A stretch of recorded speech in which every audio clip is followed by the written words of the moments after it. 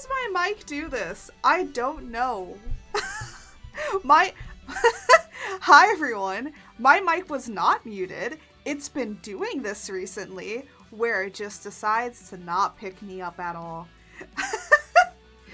I was about to say, Patch, if you wanna, I'll I keep forgetting to put the sound redeems on the beginning part.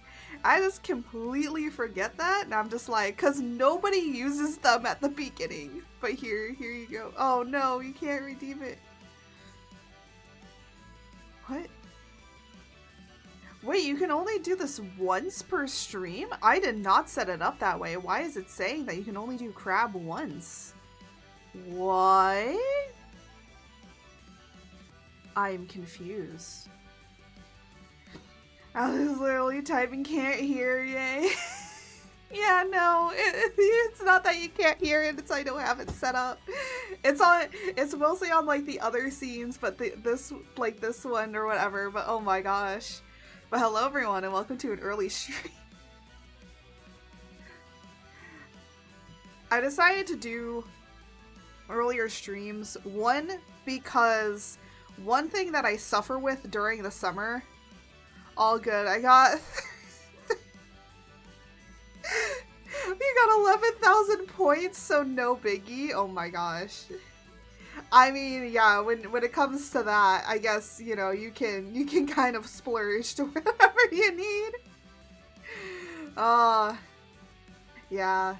I will say, I do want to make like a new redeem that's for people that just have an absurd amount of points. And kind of, I might steal it from Fane, where I draw you guys, like, you know, you give me a certain amount of points and I draw you a little cute chibi.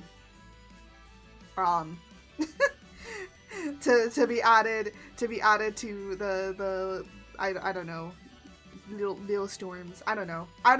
I am debating on it because like there is so much stuff I have to do right now that it's just like a little much.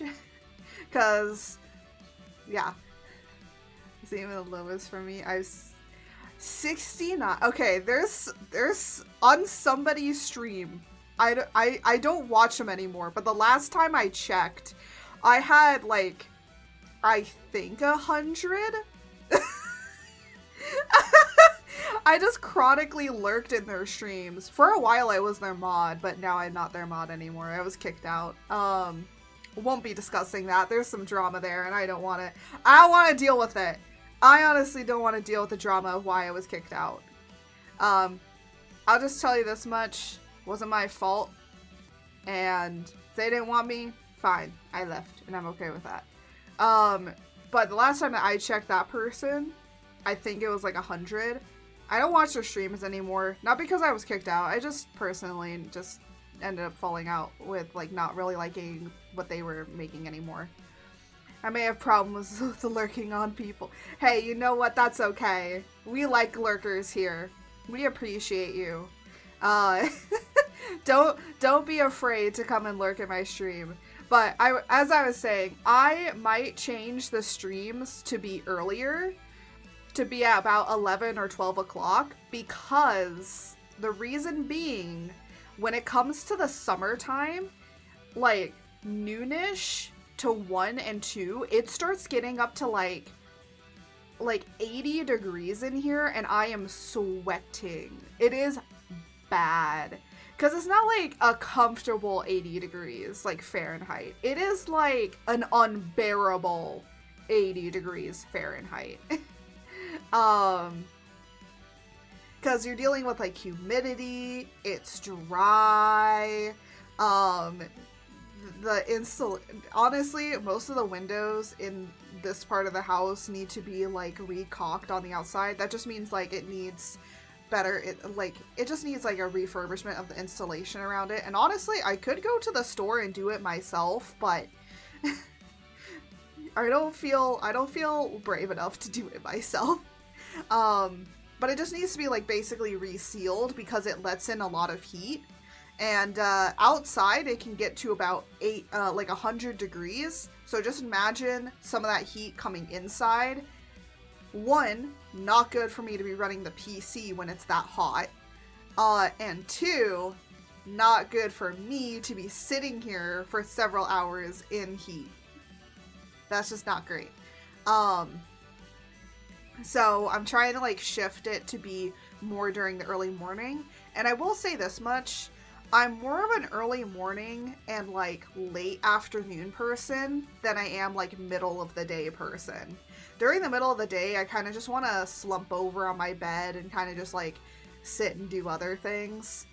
So hopefully this will be a little bit better for me and my schedule and all of that. The other thing is that somebody recommended, they're like, look at like Twitch analytics and like see about the time when most people are coming on to watch Twitch and then like leaving. And most of the time where I have my times set up is like right at the peak of when where a lot of people are on, but then it's like the longer that I stream, a lot more people are getting off, so I don't have like more concurrent viewers. Saturdays are my best days because of the time, because I stream about 11 or 12 in the morning, in like, you know, early morning to afternoon. Because I'm gonna be honest, Pacific Standard Time is just the worst time to stream, because you gotta stream early, like earlier in the day. The earlier the better when it comes in Pacific Standard Time. Eastern Standard Time is probably the best time, because you can stream later on in the day and it'll be fine. So yeah. The other thing is I do have a lot more energy in the morning than I do like later on in the day, and then I kind of like have this little slump and then I get the energy back. So I'm hoping that this just balances out correctly, and who knows what happens, and we're just gonna have fun. So yeah. We're just gonna chill. You know what? Speaking about lurking in people's streams, I'm currently stream sniping a friend. Because I was like, oh, they're streaming. I didn't realize they were. And I was like, I've got to just lurk at their streams. So now my beautiful background audio, to make sure that my headset does not disconnect, is literally just going to be listening to this. And it's funny because I'm going to start laughing because they're going to say something, because I know that that's how that is. Yes, I do lurk in other people's streams sometimes when I'm streaming. Very rarely do I do it, but every once in a while, I'll just pull up somebody's stream and do it. Like, sometimes I'm, like, listening to, like, my Oshis on, which I only really have, like, 2. There's, like, only 2 other VTubers I look up to, and both of them are dudes. Funny enough. Well, actually, no. One just has a male model, actually. So most of the time, I'm, like, listening to, Lucian, or, like, is it Lucian? Oh my god, why do I keep forgetting his fucking name? I'm so terrible. I'm so terrible of a fan! But, from First Stage Production, it's, Lucian Lunaris, I think. Oh my god, I literally just watched his stream yesterday and I forget his name! But yeah, so sometimes I'll listen to him if he's streaming, or like listen to a video, or I'll just like listen to whatever else, like music or stuff. Hi puppers! Hi puppy! Hi Munchkin! My little donkey came up and said hello. Anyways, at least, you know, I'm trying to have fun, doing fun things, doing fun things, having fun with people. That's what's important, right? That's what's important. Also, I was thinking about this. I don't know if I want to do this. But no, I don't know. My brain, my thoughts, my mind, going away. Go by.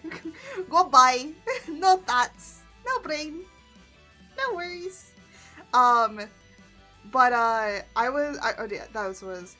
was thinking about if we finish up doing the sketching thumbnails for the comic today, maybe I'll show you guys some behind the scenes of my analog horror that I've been working on. The first 3 videos are out. I'm happy. They're done. Good. Now I can take a little bit of a break off from working on them and just kind of focus on the comic and also trying to focus on getting my 2.0 outfit done. Or not my 2.0 outfit. Sorry. My 1.5 summer outfit that is coming out in June. Also, gotta set up some things for April because I'm also debuting a new model. I'm also debating on streaming 4 months, or not 4 months, 4 days during that time. I'm gonna think about it. I think for right now we'll just keep at 3, but every time that we stream, it'll be a charity stream. And we're gonna be doing it through the entire month of April. Of the charity stream because it's Autism Awareness Month during April, so we're gonna be raising funds for that. So yeah, that's my plan. That's my plan anyway. We do have some fun things I have planned. Eventually I will be like putting that out more. I did post up on Twitter about it already, so it is a pinned tweet, so if you want to go like it, share it around, get the word out there about this, like that's what we're doing. We're doing it all for a good cause for the entire month. Any subs that are made, like, you know, if anybody subs to me during that time of April, all of it will be going, or well, not all of it, 80% of it will be going to the charity. So that means that I will make the donation myself to the charity. I'll just be taking that money, putting it where it needs to go, right? And yeah, that's all I got for right now. Those are the big announcements. Oh, by the way, I actually might be closing down my commissions actually in April. I know I said that I might keep them open throughout the months of April. The only thing that probably will be open is the art illustrations. And maybe I might open up surprise me's. So that means, like, you know, you kind of get what you get. You kind of just, like, give me what you want and ask for what you want. And then I just surprise you with whatever. So I might do those as well. And yeah. I was thinking about do the pay what you want. But I feel like that's a little bit harder to do on VGen and stuff. It's easier to do that on like Ko-Fi and things, and I just don't have that. I just don't have that set up. But yeah, so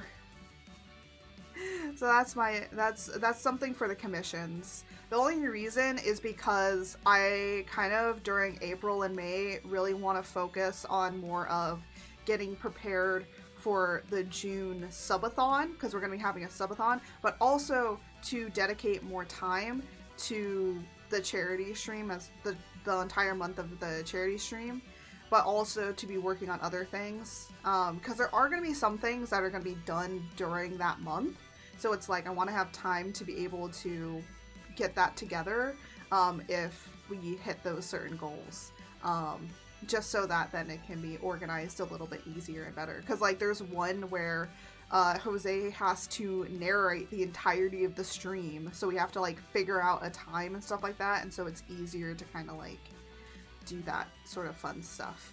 But yeah, lots of planning, lots of things. I'm just a one-person show. I will continue saying that because I am. I don't have a bunch of people behind me. I don't have a manager. I don't got any of that. I am a one-woman show, and I can't do everything. I'm not. I might be a deity, but I'm not. I'm not that extremely powerful. But yeah. So those are all the kinds of things I wanted to kind of talk about a little bit today. And then we're just gonna kind of go in and start working on this stuff. We're just gonna relax. We're gonna have fun. We're gonna enjoy it, and that's what we're gonna do. Salt. Hello, salt. yeah, but without any further ado, let's kind of move over into doing the drawing. Now remember, these are just sketches. These are all thumbnails, so I will say most of it is basically set, but this is the entire first chapter of the comic. So if you don't want any comic spoilers, you can leave now. But if you want to stay and watch this stuff, then you can. When will you eat a cup of salt? Never. That's the charity stream. You can make me eat a handful of salt, but technically if you donate like a bunch of $100, I guess maybe I'll eat a full cup of salt. But that's only like if someone donates like a shit ton of money. That maybe, but even still, I would do it for charity. I'd eat a cup of salt for charity. The things I do for charity. I might not do a cyclothon. Okay, hold on. Wait, no. I don't know how much I'll do it for though. No, it'll be April. Also, I found out that apparently there's another big charity that's going to be going on, and I will also probably cite it as well. I know it's a big one, but I think that it's also a really good cause. Connor Seadog VA is going to be doing a cyclothon, and I think he's going to be doing it on Twitch, so we'll see if he's live at the time, and we might raid him. Like, not completely, but like, every now and then. And I say just might, because sometimes I'm a little, unnerved by raiding bigger streamers. And like, I don't know, that's just how I am. Anyways, we're gonna be moving over to doing some art.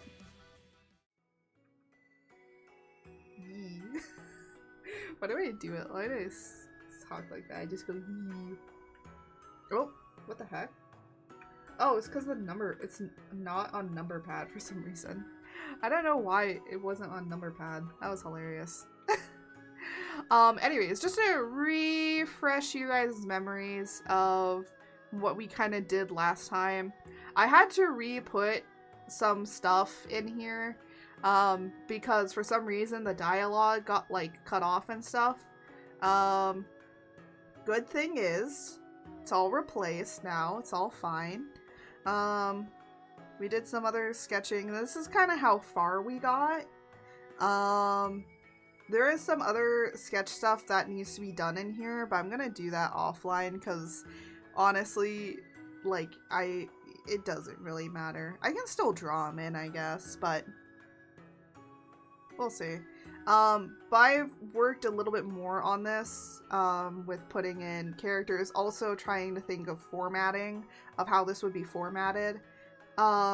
There is an option to literally make this like a comic, like if I was printing it out, and I'm gonna be honest, if I was printing it, like, maybe I would put all these images and then bring it over to there so that it would look correct for printing.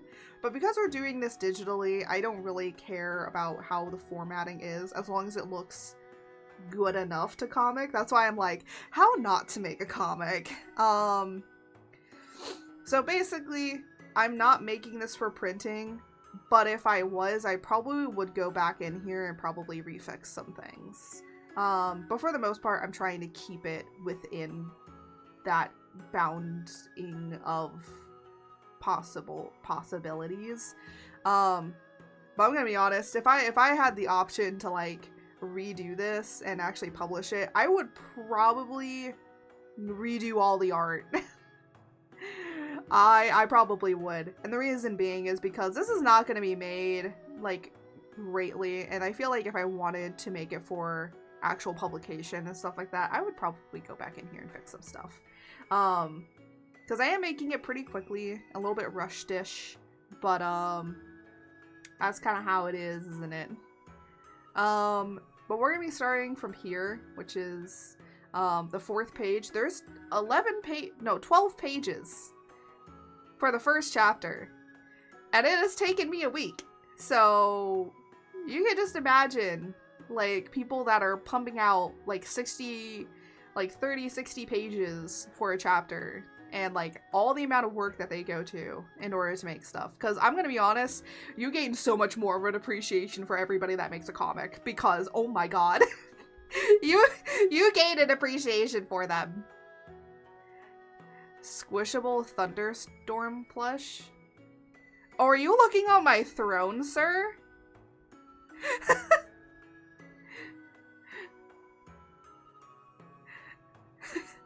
Are you looking on my throne? Yeah, I just gotta have that up there for funsies. But yeah. Interesting.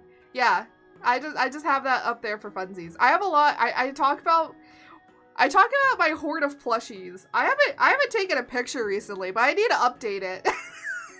I need to update it. There's been some new plushies added. Sucks I can't buy you a surprise gift. No, didn't I turn on surprise gifts? I thought I turned on surprise gifts.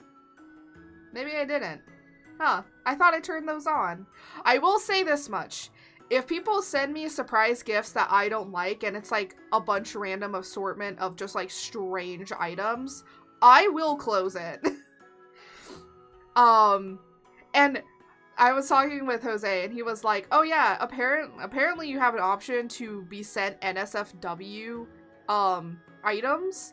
And I was like, no surprise. I don't want any NSFW surprise items. I'm surprised. I thought I turned that on. Technically, you can do anonymous, so I wouldn't know who got it. I think you can do anonymous gifting, which means that you just give a gift, but it's like anonymous, so I don't know who sent it. I've still been trying to figure out who the heck bought me, Splatoon 3? Because that was like a long while ago. I don't know who the heck got me that. I still don't know to this day. I feel like I know, but at the same time I don't.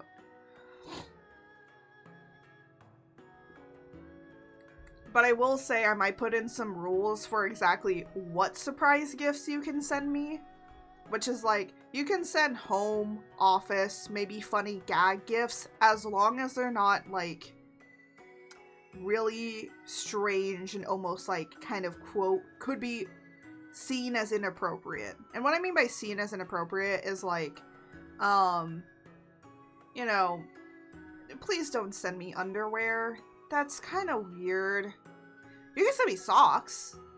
I love socks. When in doubt, send me socks. I'm gonna have so many socks. Two things that you can send me as surprise gifts that I will love and adore for the rest of my life. Socks, mugs, and plushies. That's it. That's all you need. That's all you need to satisfy the storm deity. I literally should have it be like, hey, you gotta pay the storm tax. The storm tax. You have to get... storm tax, plushies, mugs, and socks. Just imagine that on a storm altar. Oh my gosh, now I need to draw that. The offerings to a storm deity. Your offerings must include socks, mugs, or a plushie.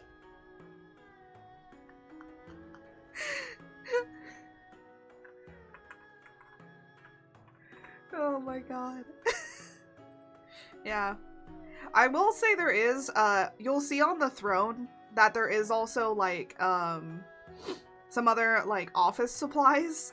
There is a standing desk there that, I'm gonna be honest, even when I saw it, I was like, oh, this is a lot of money.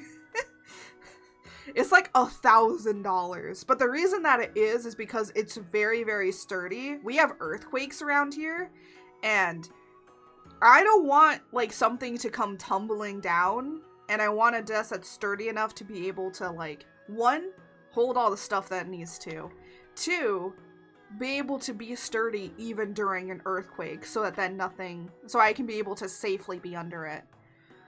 Would you like 24K? No, I don't need soup. Please don't send me food. I'm gonna be honest, there's been some crazy things that people have been sent. Don't send me food. Food is nice, I don't need it. Hi, Pug. Hi, Pug. Food is very nice. I like food. But you do not need to send me food. Please don't send me food on Throne. The reason being is because I actually do question if the food is good or if it will be expired by the time I get it. So I don't trust direct shipping of my food. Even though technically food is direct shipped to the store, but I'm like, I have more confidence in the store because I'll know if it's expired or not. And I feel like it being just sent to me, I don't know if it's expired. And then it's like, I have a bunch of food that is expired. I will say this much, if anybody does send me food, I might just drop it off at food banks. What if it's 5 tubs of cheese? I hate cheese balls. I dislike them. I know. I don't like them. The dust gets everywhere. I don't like them. Some people do. If you do, good for you. I don't. My heart. I'm sorry. I've just never liked them. They just taste weird. They taste weird to me. The funny thing is, you might be like, oh, so do you not like Cheetos? I used to like Cheetos. I don't like Cheetos anymore. I actually don't like many chips anymore. I don't eat chips. Funny enough, I don't eat chips anymore. Cheese balls are proofy. I like crunchy ones. Well, yes. That's the other thing. I'm gonna be honest, I don't eat many chips. Are Cheetos? Yeah. but that was when I was younger. Like, much younger. I don't eat Cheetos or anything like that anymore. Most of the snacks that I eat is literally pistachio nuts. I'm not even shitting you. I just snack on pistachio nuts or like fruit and stuff now. And maybe the occasional cookie, but that's about it. Yeah, I don't. Crunch superiority. I do like crunchy things. Yeah. I used to like softer things, but now it's like, I like the crunch. Crunch ASMR! I actually was thinking about one time, oh no, not an ad! Not the ads! No. Like, that one's like, just no crunch ASMR for you.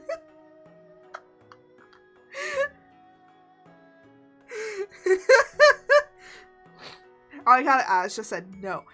No, we are not. No, George, you're not eating pineapple pizza. No. George. Bad George. Bad George out here eating pineapple pizza. No. It's mine. No, I don't care if it's yours, George. No pineapple pizza. You can't have pineapple pizza. What? Why are you licking my credit card? George. George, what? Why?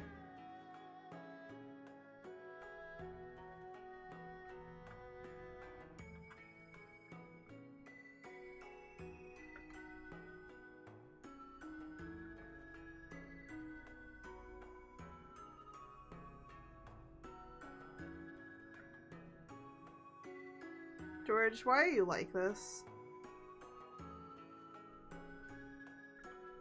Why do you just be like this, George?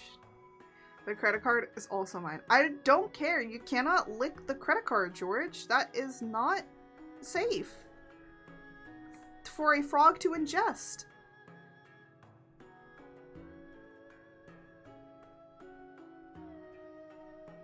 Pineapple pizza? Yes. No! What is this? What is this? No, we already have discussed this many times before. Whoever eats pineapple pizza is a monster. We have already discussed this before. I'm not sharing the card or the pizza. God. Yeah, George has a problem with not sharing. We're trying to work it out, but honestly, I don't think it'll be worked out as easily as we think it will be.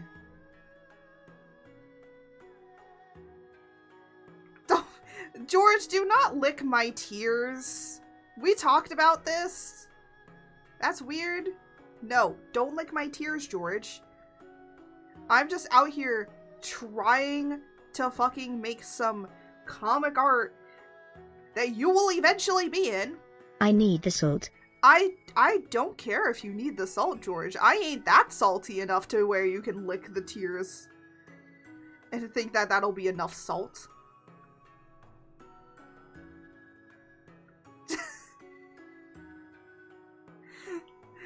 I like how George just immediately is like, nope, caged. Right to the, straight to jail. Straight to jail. Well, I need the credit card number. Lore, hey, what's up? No, you don't need the credit card. You don't need the credit card either, Lore.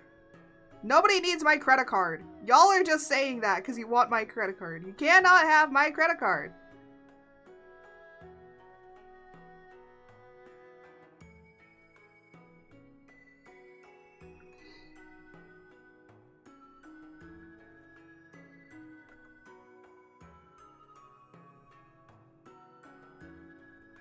It's too late. I licked the strip. Now your data is mine. Excuse me? Excuse? How? I don't think that that is how transferring of credit card data works. I highly doubt that that is how that works. Oh my, an indirect kiss with Law. Don't. No, George! Stop! Stop! Here, I'll do it. No! Stop taking my credit card! What did I do to deserve this?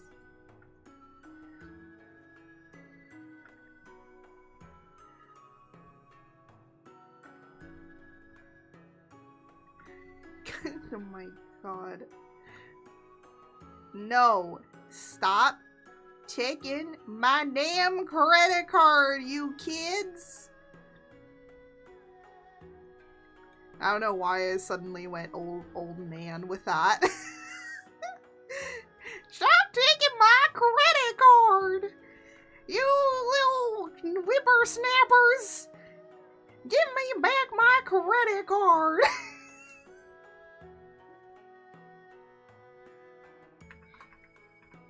But no kiss for George. I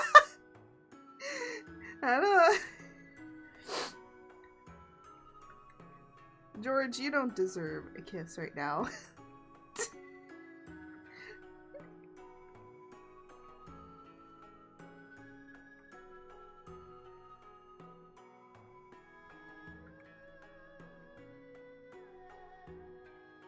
Some people might be like, you're kind of like over thumbnailing it. I am thumbnailing it just enough to make sure that I understand the movement.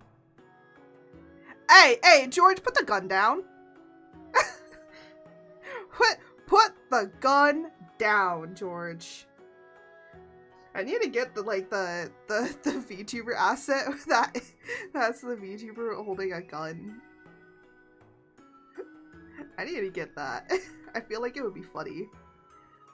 Did you mean to spell galaxy like what? Shut up! I'm gonna have it proofread later. Shut up. Shut the fuck up, okay? I'm dyslexic. Leave it alone. Leave my dyslexia on how I spell galaxy alone.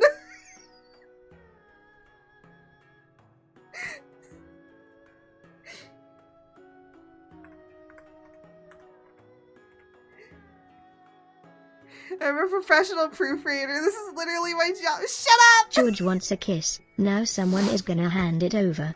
No, I'm not gonna give you a kiss. No, George.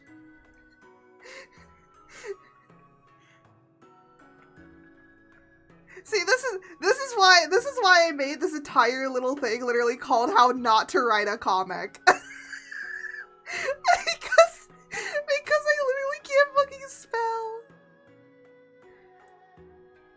By the way, yes, it is true. I have always actually struggled with I've always struggled with writing. I have also struggled with reading sometimes too, but it's fine. I can get through it because I can always look it up and see how it sounds. So I end up never having a problem when it comes to reading. It's a problem when it comes to writing, okay? I know I have problems. Let me deal with them on my own. Oh. Leia is off to get her afternoon's feeding.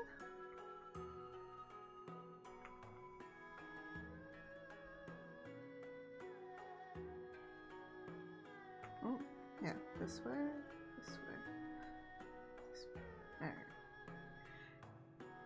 Alright. One of the most interesting worldly people I know. She can't spell relevant to save her life. She's 42! Oh my gosh. No, I can't spell well sometimes. Well. I can't spell schedule right. Every single time I have to double check if I spelled it right.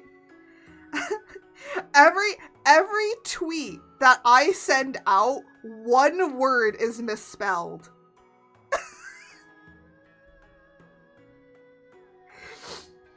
Yeah, that's my catchphrase. Well, I'm reminding you.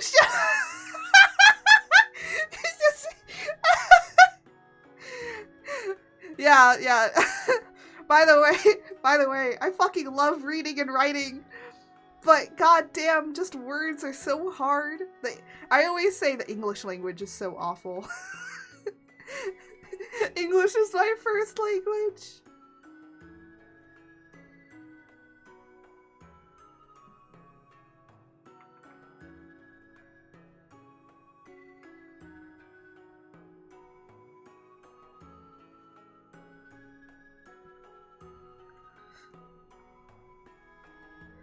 So, there. Okay, I can do there, and there. That is fine. For some reason, that is mainly fine.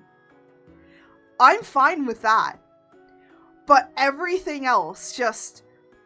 And yes, I have had problems spelling relevant before as well. Actually, relevant isn't that much of a problem. I couldn't spell advocacy right. I can't spell, as you can see, I can't even spell galaxy and barren right. Sometimes I can't even spell beat right.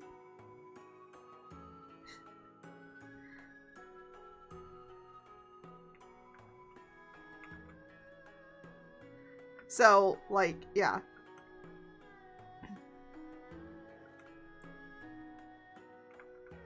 Okay, bye, Pug.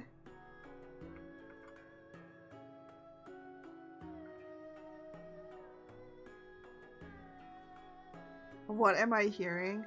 We're talking about how I can't fucking write, okay? Sometimes I have a hard time writing.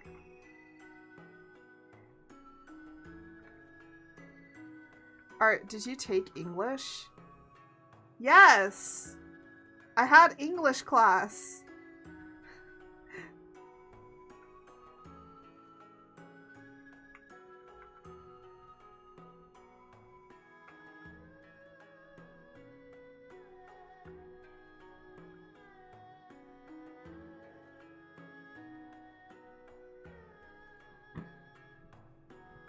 And yes, I was still bad at writing.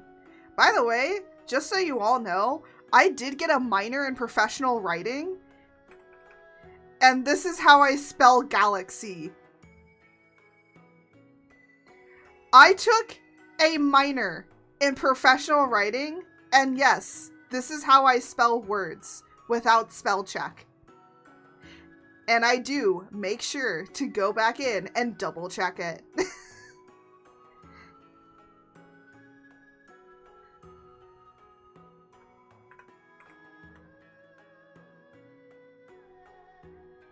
Shut up! Shut up! Okay, the problem is that, the thing is, I use a lot of phonics, and the other thing is, too, is that, I'm not even joking. Some people would not correct me on how I misspelled things until literally the next day. So I would write all this stuff thinking it was spelled correctly, and then the person tells me the next day saying like, oh yeah, by the way, you spelled that thing wrong. And I'm like, what did I spell wrong? And they're like, oh, like this word. And I'm like, and you didn't tell me in the moment that it was misspelled? And they're like, well, I thought you would fix it because you should know that. I don't. I literally don't. To me, it looks fine. To me, this looks fine. This looks correct. Because I'm basing it off of phonics, not how the word is actually spelled, right? Because how it's pronounced is different than how it's fucking spelled. Why? Why is that a thing? That should not be a thing. And that's what I deal with, is like, I understand how it sounds. Why the fuck isn't that how it's spelled?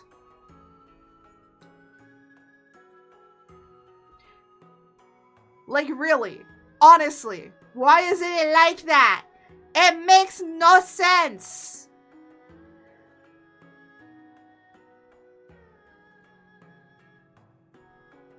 Why does necessary suddenly decide to do S's and then turn to C's?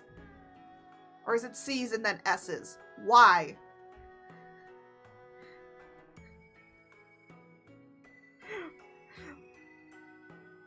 Like, there's certain things I'm just like, it doesn't make sense. I can't spell acceptable correctly. I can't spell available correctly. No matter how many times I have spelled it. And again, it comes down to, this is what the word sounds like. Why isn't it spelled that way? It was necessary? Really? Ugh.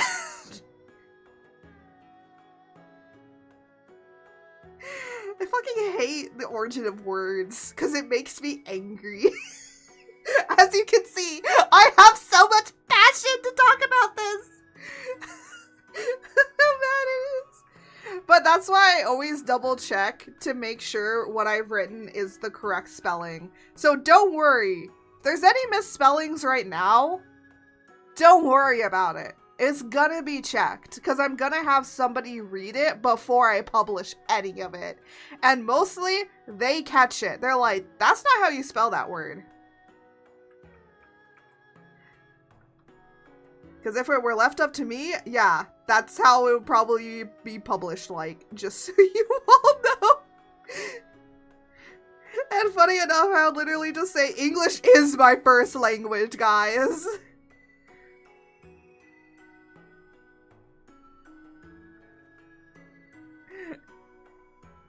Which I feel like some people will be like, really? How is English this person? Shut up! Yes, it is, okay? No, please don't question me on my intelligence. Honestly, I have been bullied with it for years because people thought I was literally, like... People literally thought that I was dumb. Like, literally dumb. Because I couldn't spell words. And it wasn't that I was dumb. It's that, to me, it made no sense. Because again, the tism.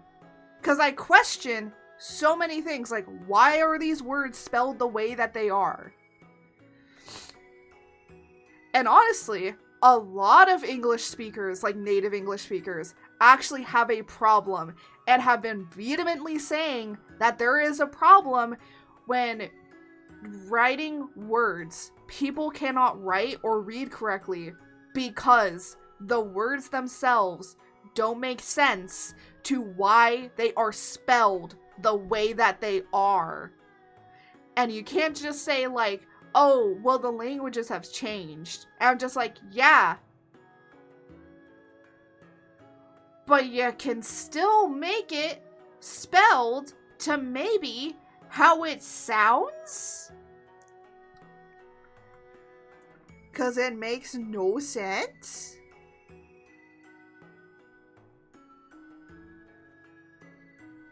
And I even took like vocabulary stuff and everything to see if that could help me with spelling better. It didn't.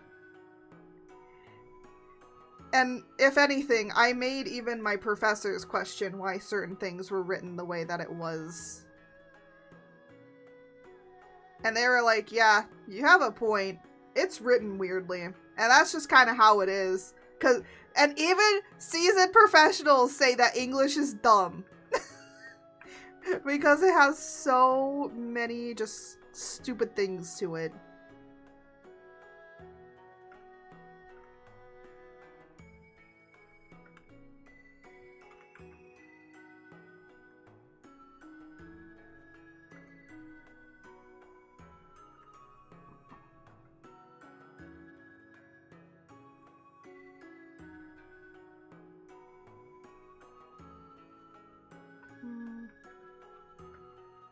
There.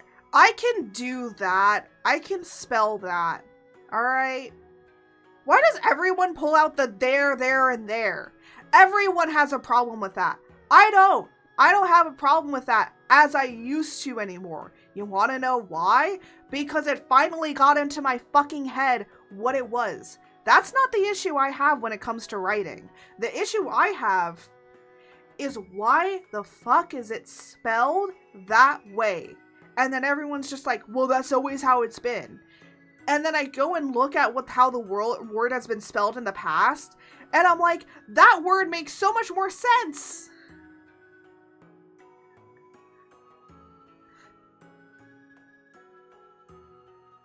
Like, available, right? How I spell available is literally A-V-La-Bull.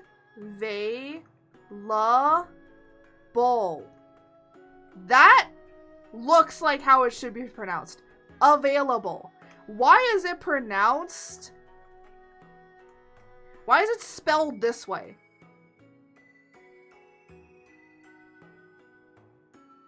I can understand the ibble here, right? Because sometimes I actually spell it this way too.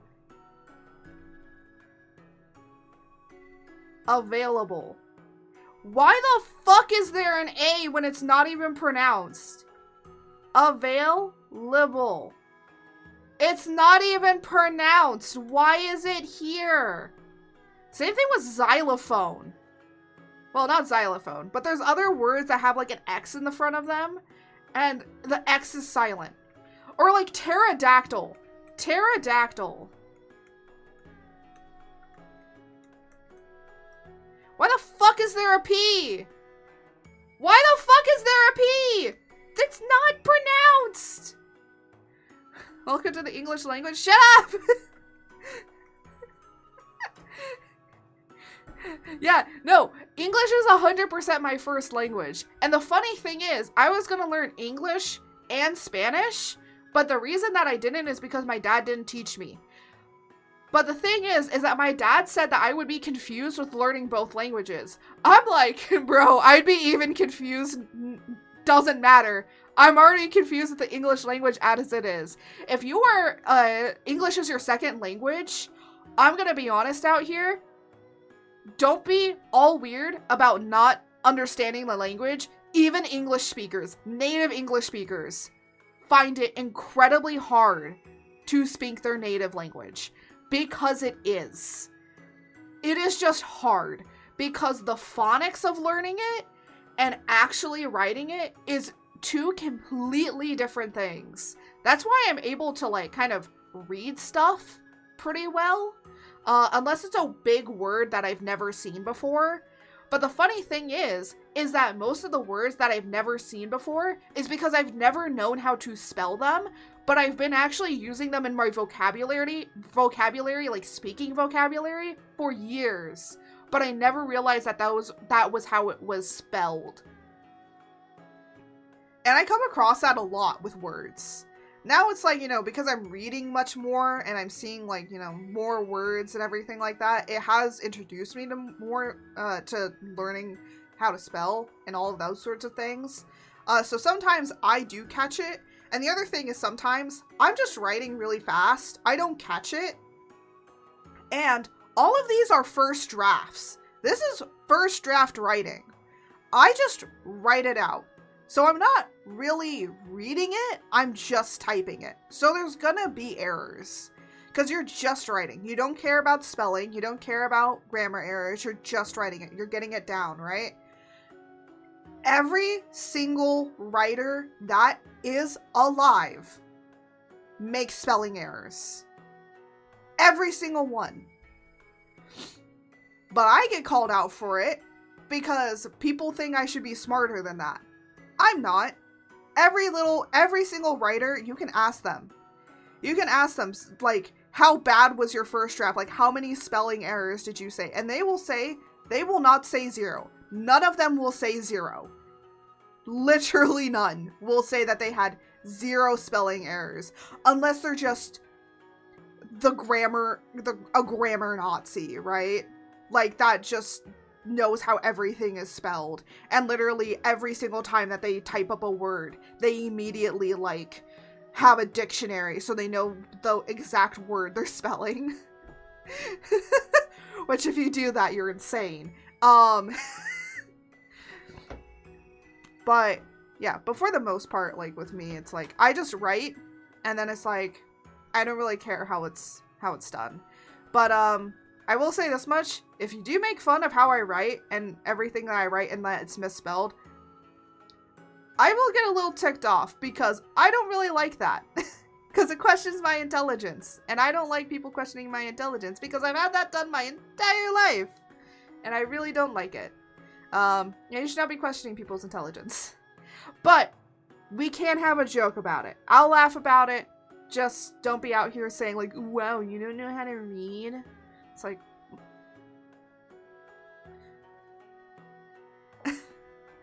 Because apparently there are people that literally go out here and just are like, oh wow, she doesn't know how to read and write. She must be illiterate.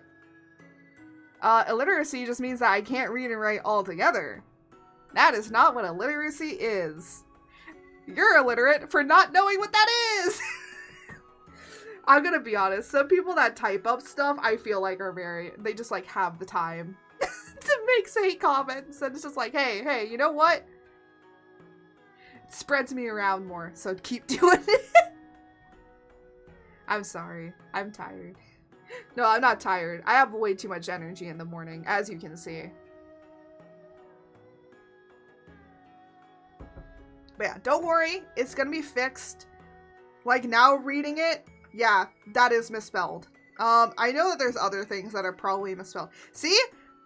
I spelled it wrong here, but as you can see, I spelled it right down here. See? This is a showcase of literally me showing, like, sometimes I just don't double check, okay? And sometimes I do remember how it's spelled. So, sometimes when I'm typing, I just don't care about the spelling, and yeah, I'll spell it incorrectly.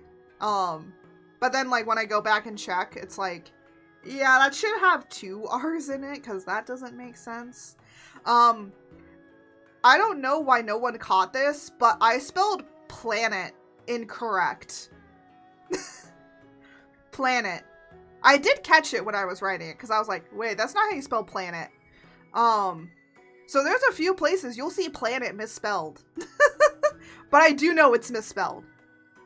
And I've just accepted that there's gonna be misspellings. So if you see me working on the comic and there's words, just accept there's gonna be misspellings. There will not be misspellings when it gets published, okay? There's not. Don't worry about it. It's cool. We're great. We're Gucci. We're all Gucci here.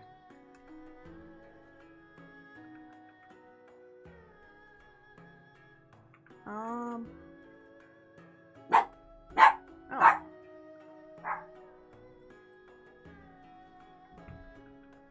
For some reason, my mother is home early and I don't know why.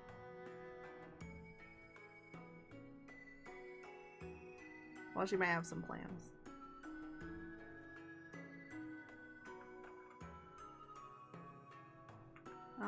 Hold on. I'm trying to, like, make this guy point.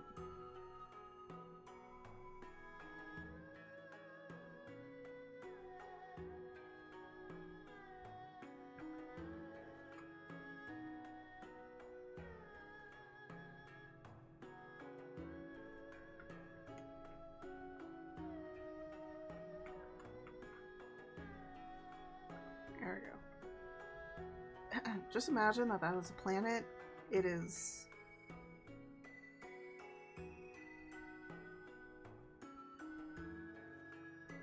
I'm not good at circles. I'm not good at drawing circles.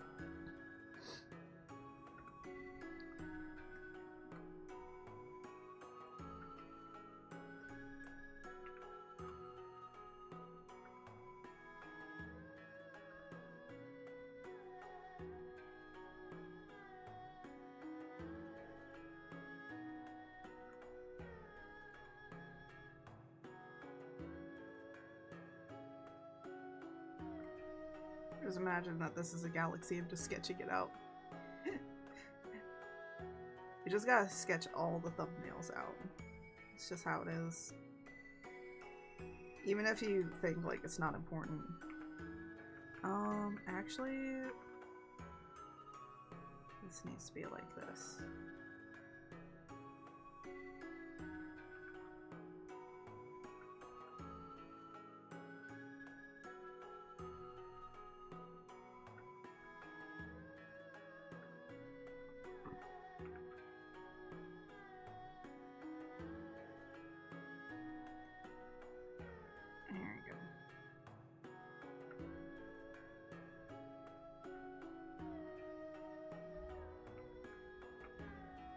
This needs to go here.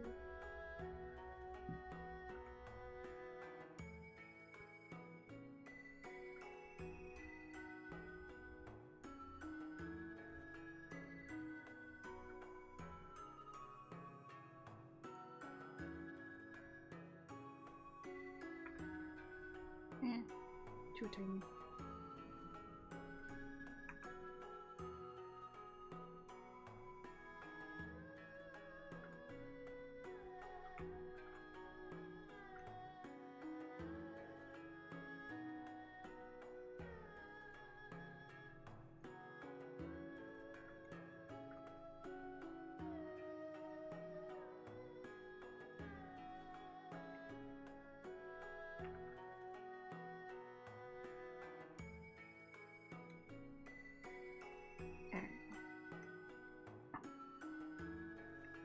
Oh, of course there's an ad break right now.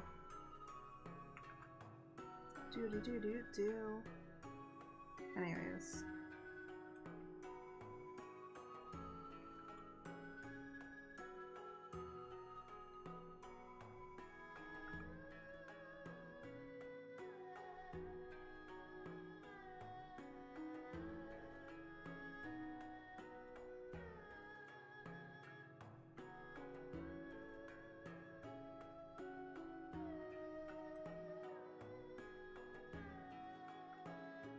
There we go. I'm like giving a lot of flow and motion to a lot of the characters. Especially when everything's so static, you know? Just gotta make it just look a little bit like some movement is happening.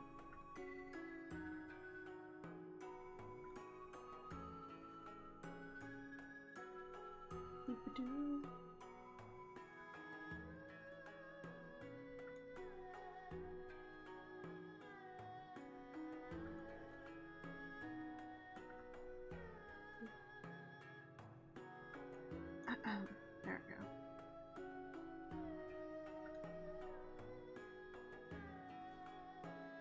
I almost forgot that he had these puffy sleeves. And then I was like drawing some other stuff and I was like, oh yeah, he has puffy sleeves on here. I'm debating about actually getting rid of those sleeves, honestly.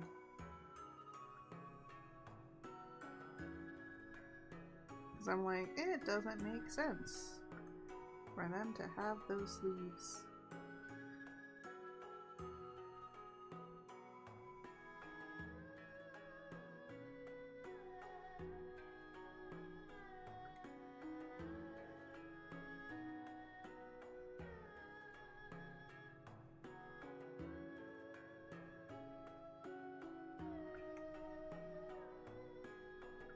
I will say I've begun to get better at drawing his the monster hands. I don't really know what I call them.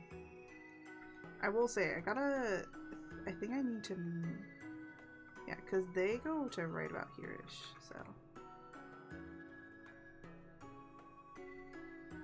I don't know even how I'm staying, like, kind of on model-ish for the hands. I think it's just, like, I've drawn them enough to where I'm just like, yeah, that looks right about right.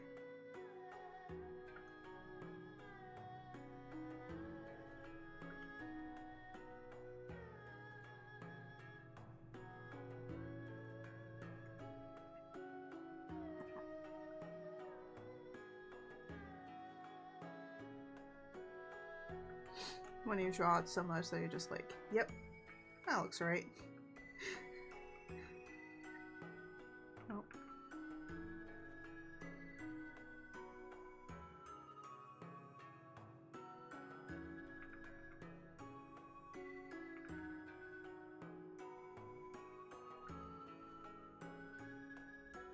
And turn you like that.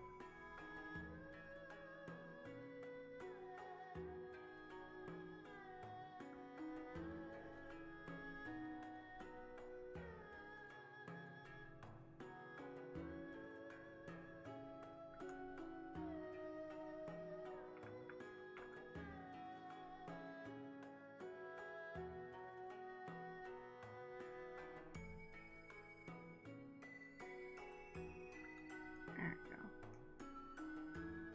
Do do do do do do do do do do do. Sketching and drawing.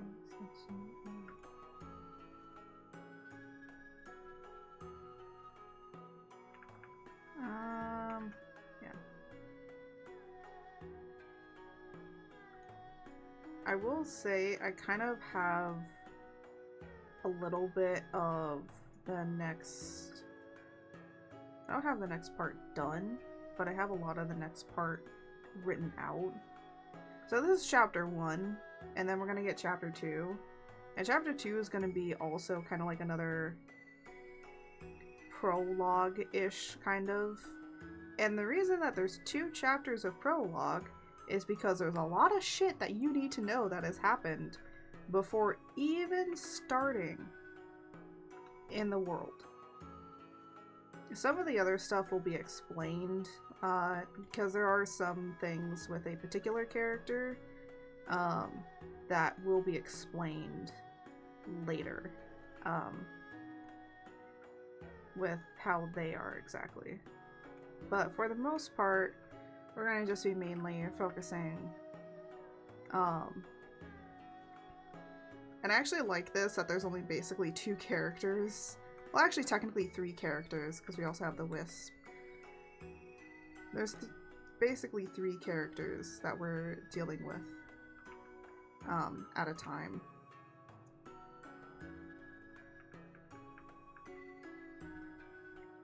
And for those of you wondering, are some characters going to have some spicier moments? There are, but not all of them are gonna be, like, in the comic so long.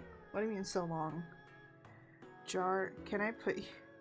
What do you mean put me in a jar?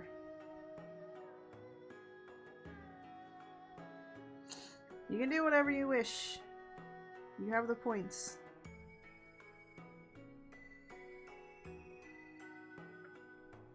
If you have the points, you may do as you would like.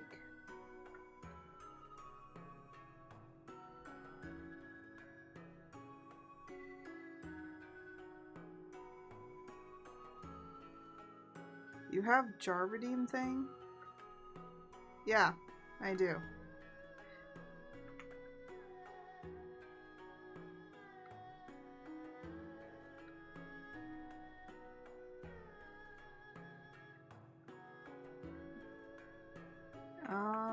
Sorry, I said that really harshly. I didn't mean to. I was trying to say, yeah, I do, but I sounded really mean. I'm sorry.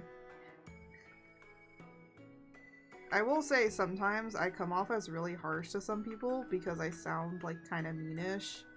But it's just more of, like, I'm just affirming something, and then some people, like, are like, wow, you're so mean. It's like, I don't mean to be mean. I'm just saying.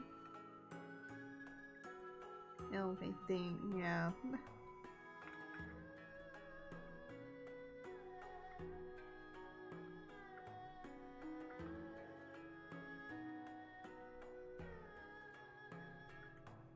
I know that there are people that probably understand, so thank you.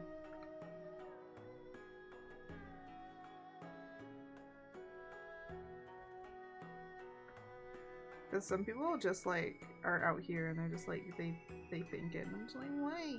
Not me. Sometimes don't mean to be harsh.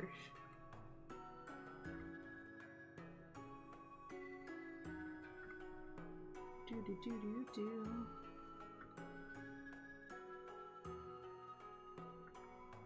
There we go.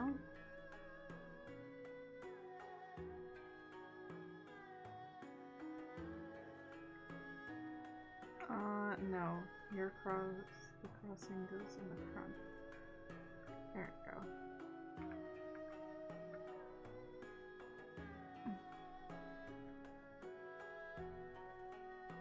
But yeah, a lot of people do have fun with a lot of my redeems. I do think about making more redeems, but for right now, I guess my redeems are pretty much fine as it is.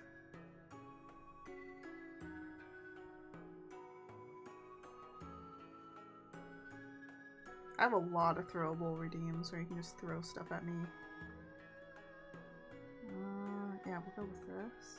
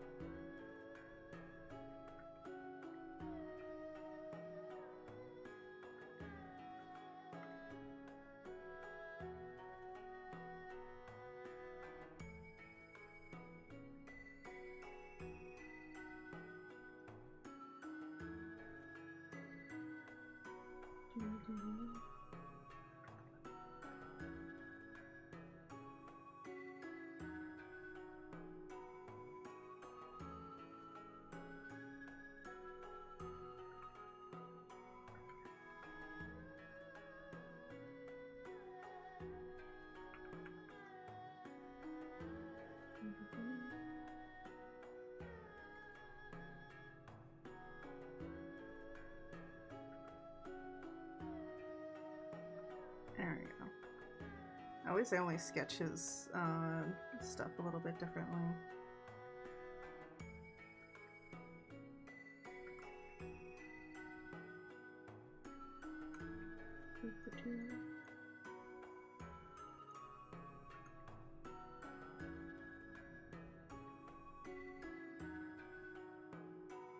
There we go. Oh, okay, this is the eye. The one thing about this character that I have to keep in mind is if you can see this eye or not, because I like the asymmetricalness I have made to his design, but also at the same time it's like, oh yeah, I have to keep in mind like which eye you can actually see, because depending on which eye you can see his many other eyes that he has. Because he basically has, like, spider eyes. Yes, I did base his design off of a spider, because I wanted to. Because can. And I don't think that a lot of people have in their, like, pantheon of lores, like, most things that are connected to, like, a spider. Or if it is, like, it's sometimes just mainly, like, oh, they're just like a weave deity or something like that, and it's like, no, this guy is like important. A very important person. So, it's just like, you have to keep in mind if you can see him or not.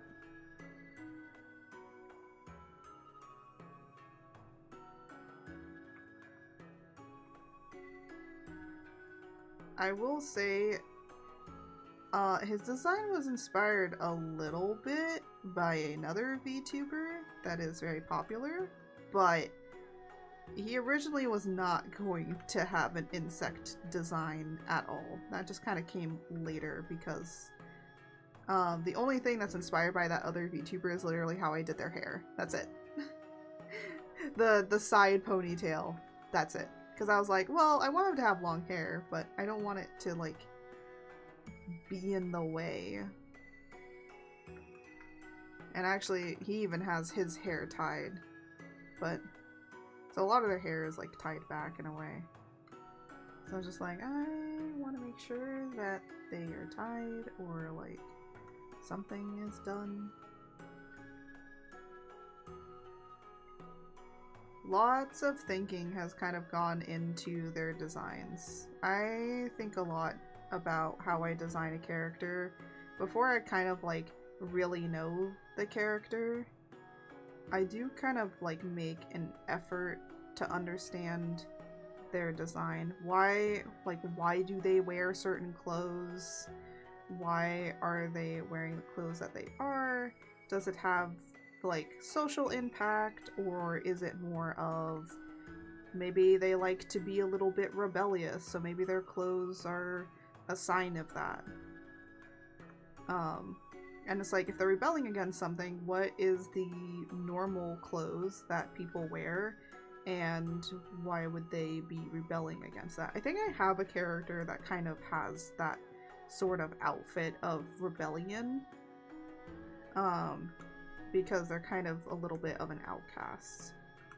So they have a sort of rebellious regalia.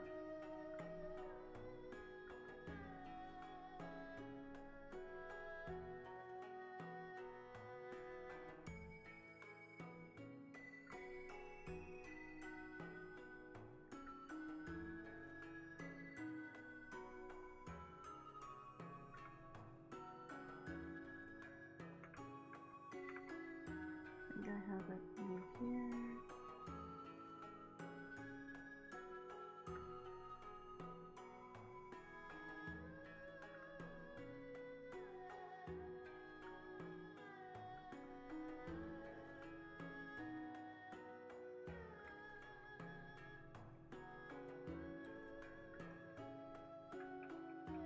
There we go.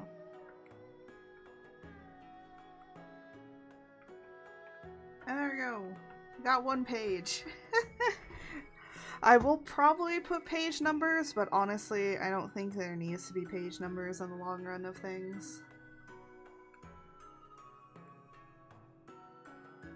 But haha, we get to the area where there is no words. You can't judge me. There's no words. No, there are words. I just hid them. I knew that somebody was gonna probably make fun of my writing, so I hid it. I hid it for the rest of everything, because I was just like, I don't want people to judge me.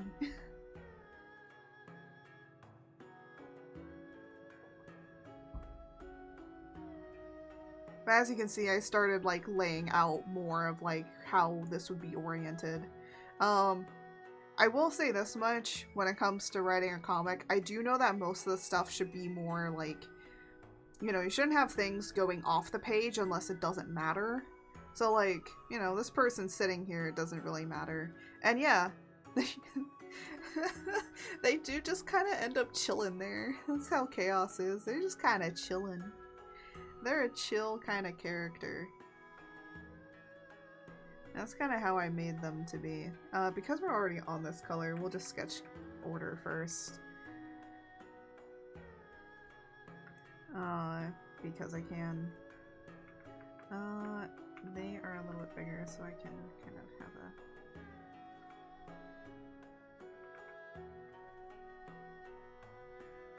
There we go. Again, we're just kind of just sketching out everything. And I would like to do more of these, like, sketching stuff. But the thing is like, as we get into, like, later chapters, I don't think I can do this unless I'm just like making like character art or something like that. And that's what I'm thinking. It's like later on this will switch from doing the actual comic stuff to just doing character art. like art with the characters in it, because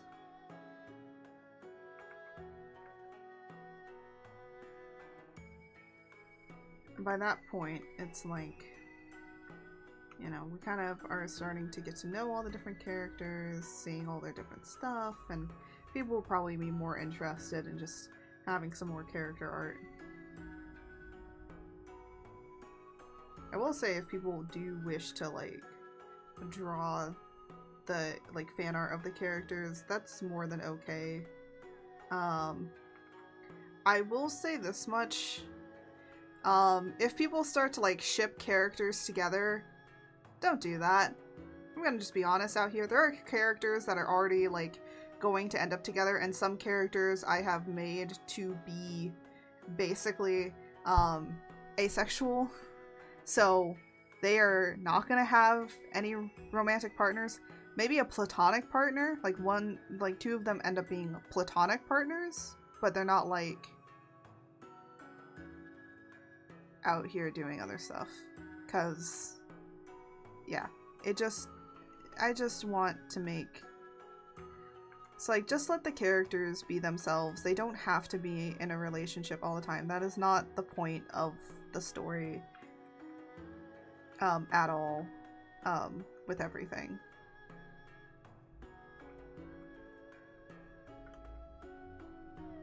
Because then I feel like if people get way too obsessed with shipping characters, that you kind of begin to miss the point of why something was written.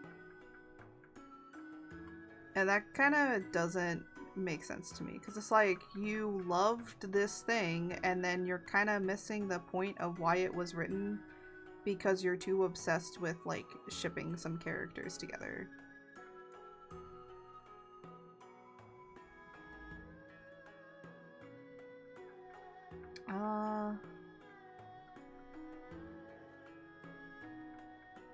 No, I think,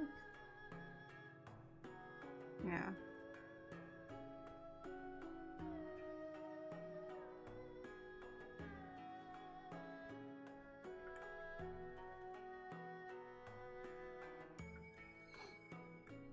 For right now, I'm just gonna make that the...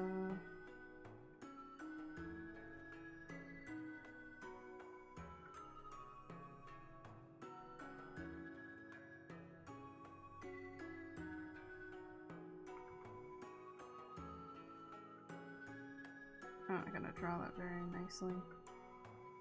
I just know that this is the face. Yeah, the face is gonna look a little weird, don't worry about it. Faces always look a little strange when you're sketching them out. Because I just want the face to look correct with how it's supposed to be. Like, is the emotion coming across? That's what's important to me.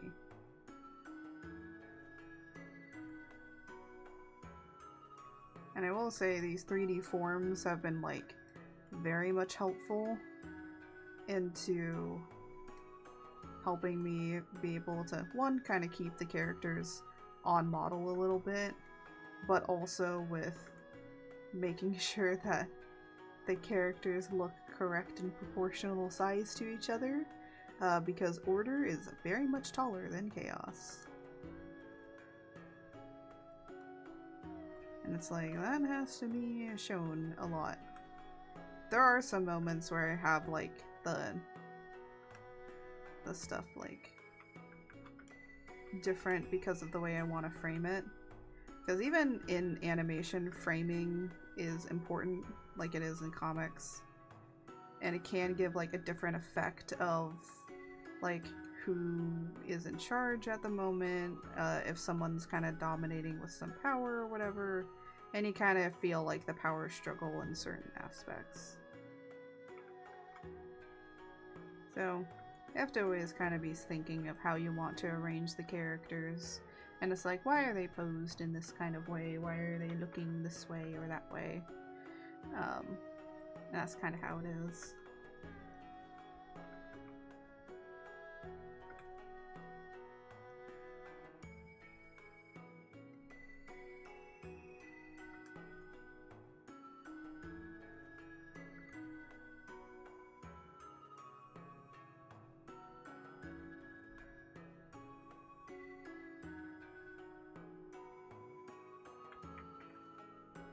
I am not great at drawing, like, open mouths, but we're gonna try with this comic.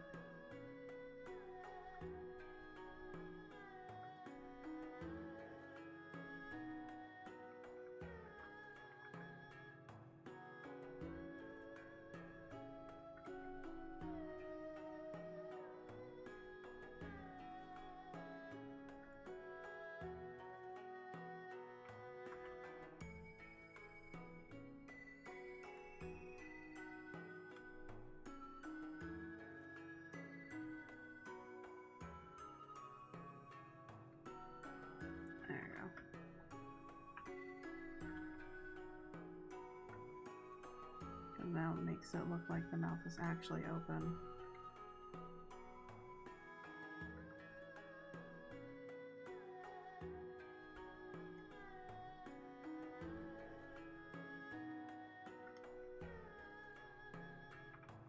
Here, I'm gonna like flash the text on screen for a minute because I don't remember this. Nope, that's not what it was.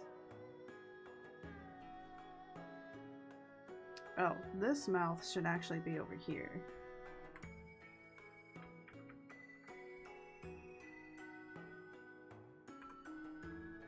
Actually, I was wrong.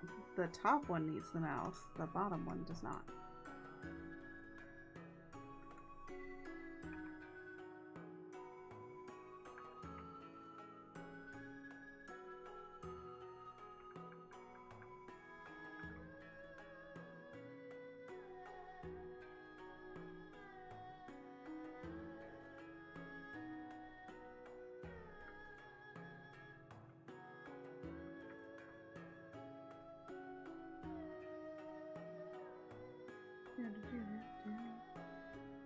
I'm gonna fix the face because honestly this entire face looks weird to me.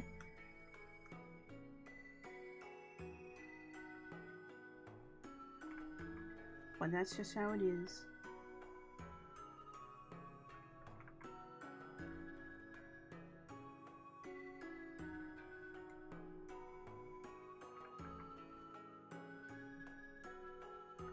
There we go.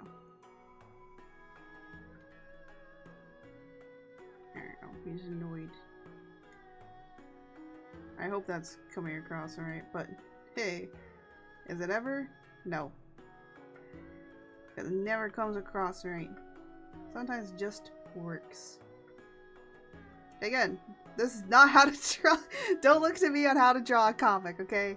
I don't know what I'm doing ever. Never know what I'm doing. I just do. And that's about it.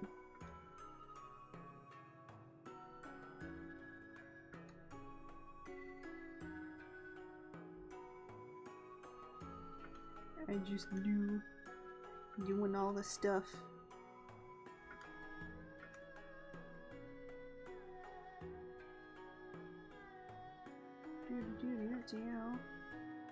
Just doing the stuff to make the stuff look good.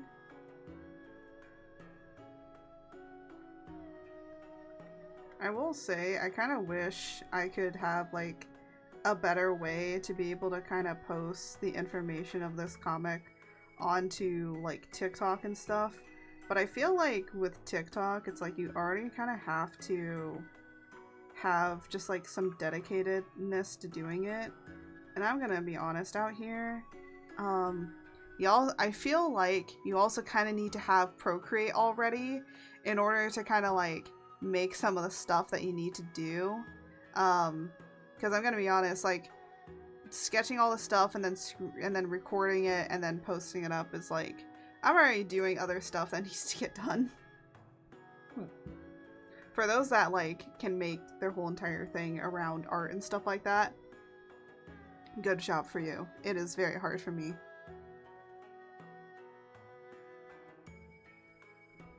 Because I'm just out here trying to do what I want to do, and there's a lot of stuff that as a content creator you just have to get done. And a lot of people do get very much burnt out on it. Even bigger content creators do. That's why I think a lot of people are leaving. I actually have some things to say about like all of the content creators that are kind of like retiring and leaving. And I'm gonna be honest out here, I think that it's good for them to retire. They're moving on to new chapters of their lives. That's kind of what they're doing, and it's good.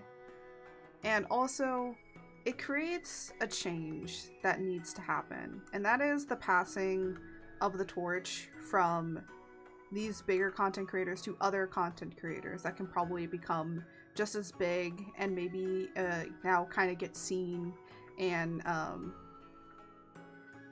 kind of get some good recognition, right? That's kind of like what I feel is gonna be happening. And it's a good thing.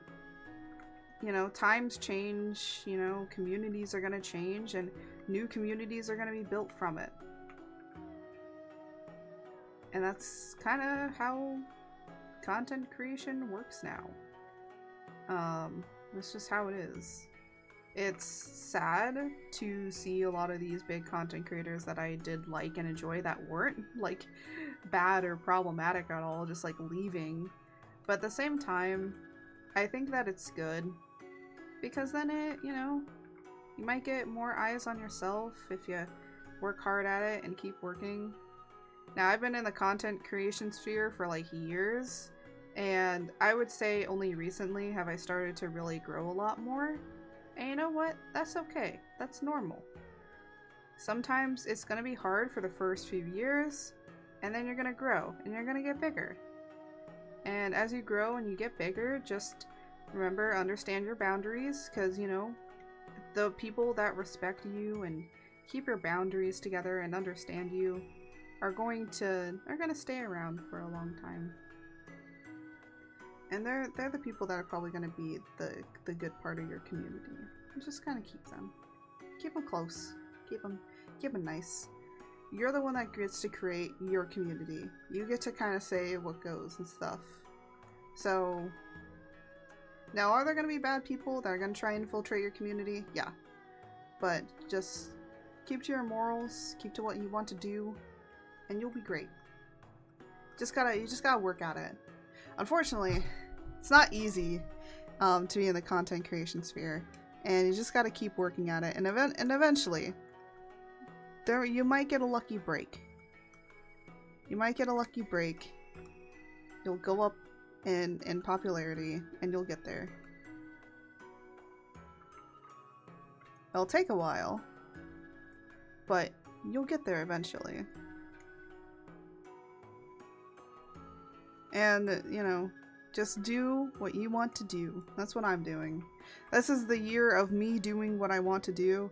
And I'm gonna be honest, since I kind of started doing this, I feel like I've gotten some more people that have been kind of interested in what I want to do. The things that I wish to do. And actually, I can even talk on the analog horror situation. I've been gaining some followers because of it, which is great. I'm glad that people are enjoying it. Is it big? No, I don't think it will ever be like as big as, you know, the back rooms or anything like that. But just to see that some people are even enjoying it at all and interested in it just makes me happy. I'm glad I could provide content for you guys. And for those that are interested in like this comic and literally me working on it, like I'm glad that there are people that are super interested into it. Because then that makes me want to do it more. That makes me want to create more. Art creates. But yeah. If you keep wanting this content, I will keep making it. And that's kind of how this works. I will say, like, for the analog horror, though, like, that thing is... When it ends, it ends. Maybe I might create another one in future. I don't know. But if I do, it probably won't be based around my VTubing. And maybe, perhaps, I might make, like, a different site for it. But we'll see where it leads. Because I don't know on exactly what I want to do with it completely. But yeah, I'm just glad that people are enjoying some of the stuff that I create. Whether it's like, I will say, a lot of people I think are missing my, me playing Monster Hunter because I haven't been playing it. And I just don't feel comfortable going back to it just yet. But I think I'll start bringing those streams back eventually. It's just not right now. I don't think I'll bring those streams back right now. Because it is just like... I think I just need somebody to stream. Like, I need somebody to, like, basically collab with to do it. That's what I think. I need somebody else. I need supervision. I need a supervisor.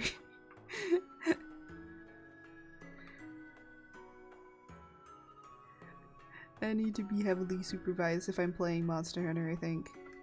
Especially now, because it's like, Iceborne is a bitch, and I don't like it.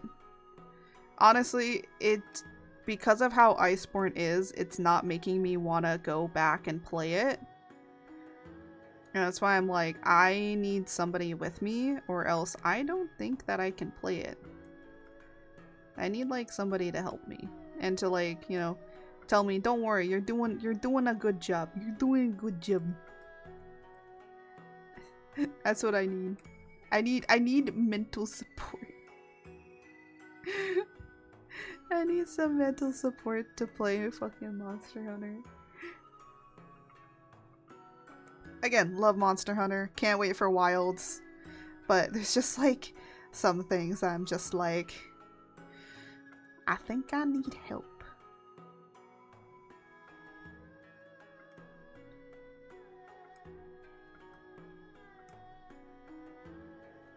Technically you won't see this, but I'm just gonna put that there.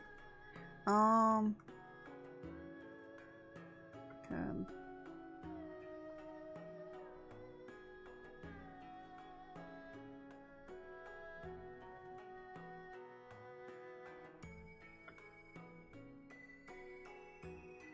He looks so fucking done. There we go. I was like, oh man, he looks so angry.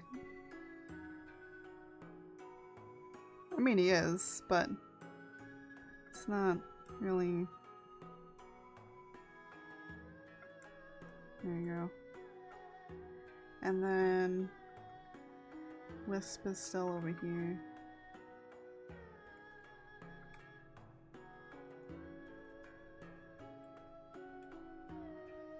Technically, the Wisp doesn't really have to be the same color that he is, but I'm kind of just like making him.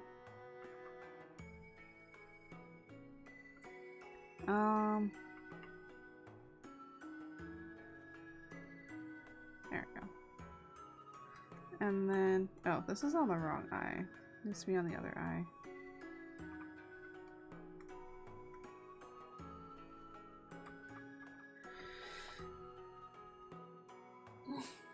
We'll just see how many pages we get through today. Now you can see how the long process of trying to make this works. Because the thing is like, I could probably just not sketch anything, but the thing is I kind of need the sketches there just to know, like, how the fabric is moving, where the hair is, where the eyes are. To kind of just remind myself, like, hey, remember, these are actual beings. They kind of need expressions. They need things. They need things. That's what they need. Oh my gosh.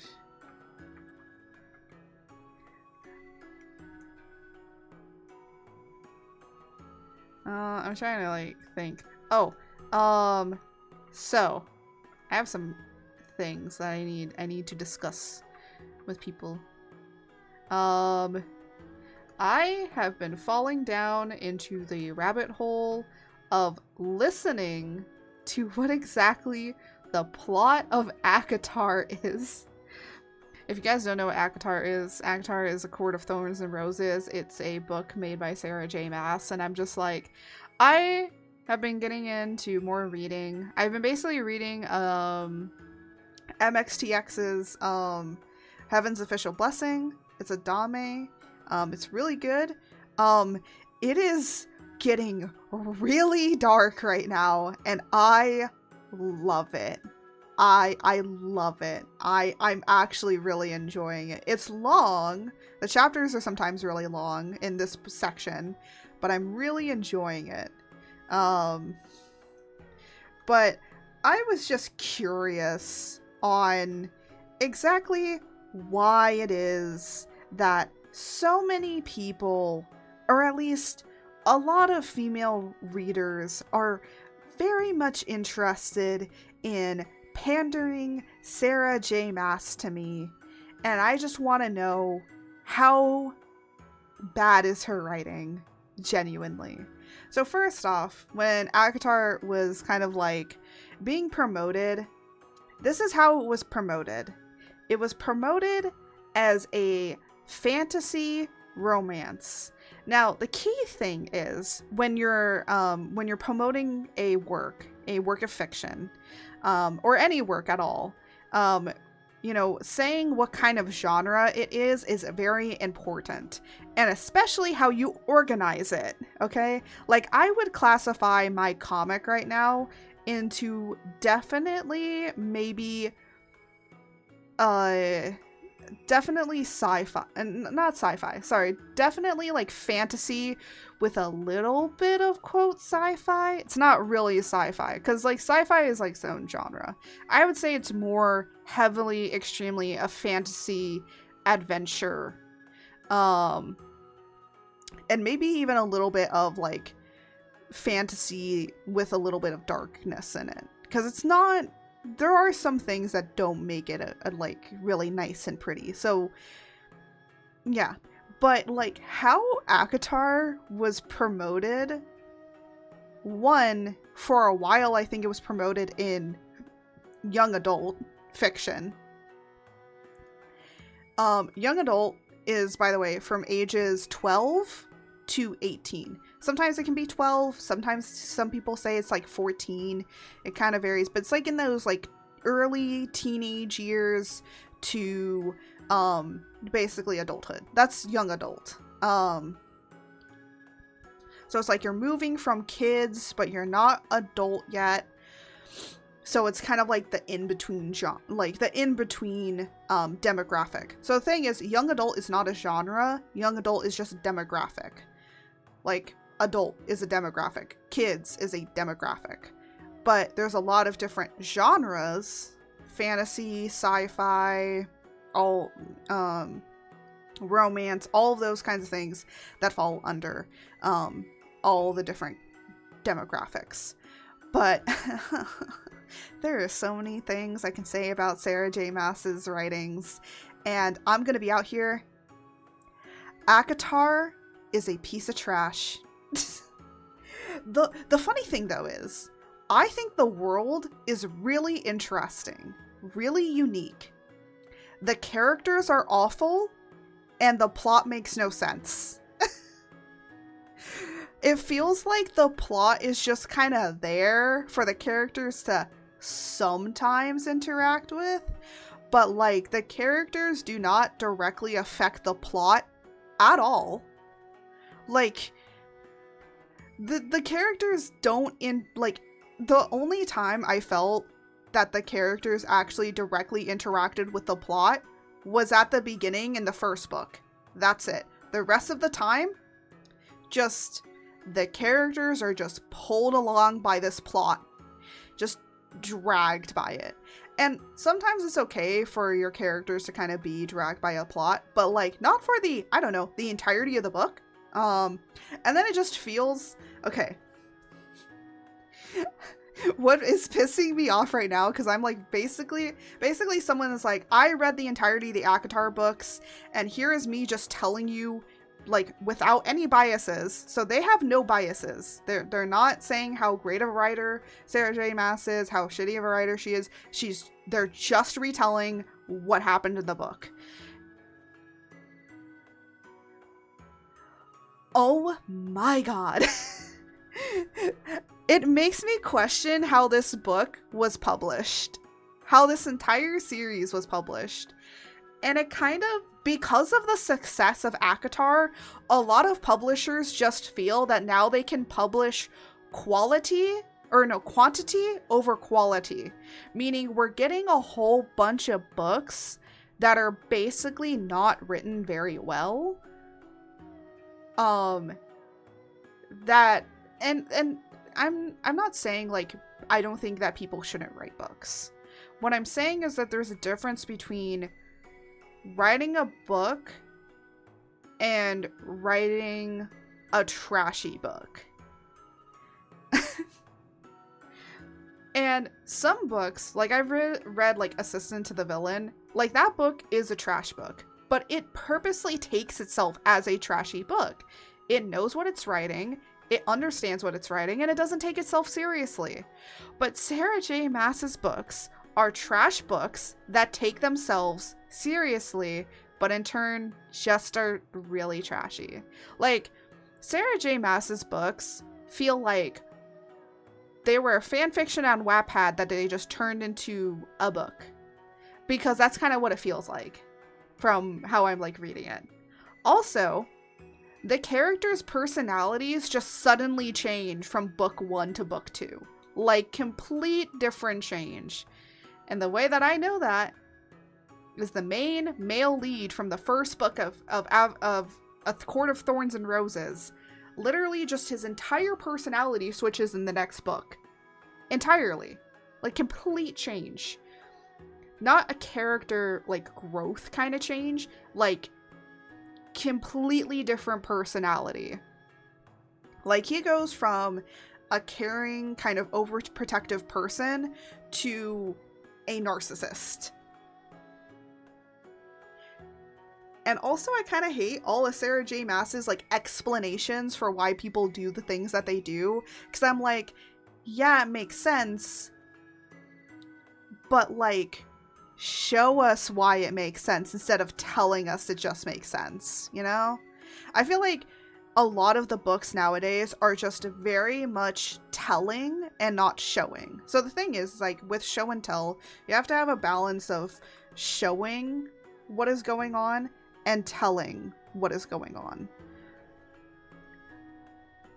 Like, even within, like, my comic here, like, I'm trying to keep a relatively, like, good thing of showing and telling. So I can even show you right here in this panel. Like, these two are, like, a far distance from each other, which tells something. And then also, look at how he looks at this other character. He's, like, not very happy that this other character is talking. That is a show. A telling is the words, the direct words that are on here. But with my art, I can show you kind of how people are interacting. Like, this guy is just like, oh my gosh, can you, like, please stop talking, right? And then over here, he's, like, way more engaged. His head is completely turned to look at this person, right? Whereas this one, he's, like, kind of looking at him, but he's like, oh, just please stop talking, right? So that's a show. Sarah J. Maas goes in with writing so descriptively, because, again, there is a difference between writing a book and doing a graphic novel, or, like, a comic, and it just feels like with Sarah J. Maas' writing, they just say, and he looked at him annoyed. It's like, can you give me any more descriptions? Or she over-describes things to where I'm like, what are we talking about again?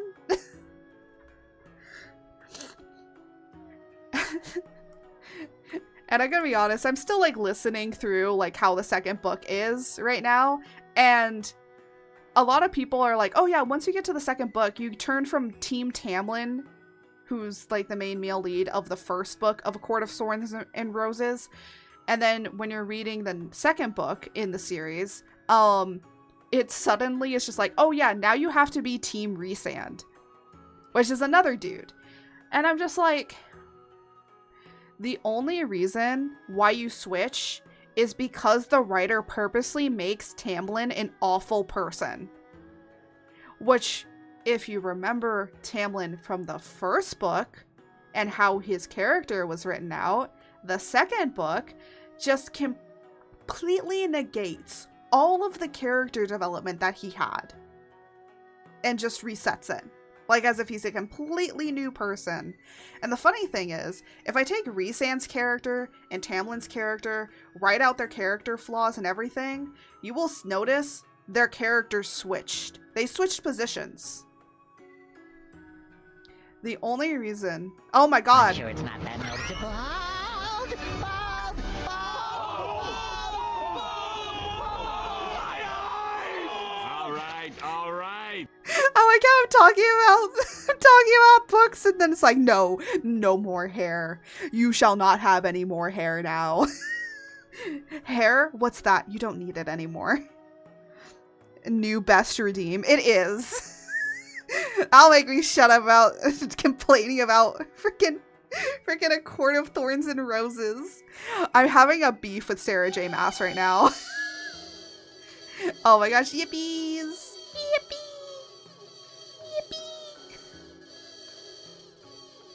Yippee! Second best redeem. Yes.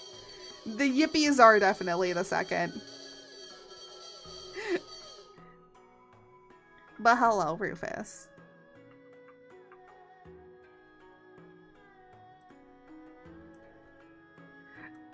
So, how long bald for? I think it's like a minute, if I recall. I think it's like a minute or two. I don't remember.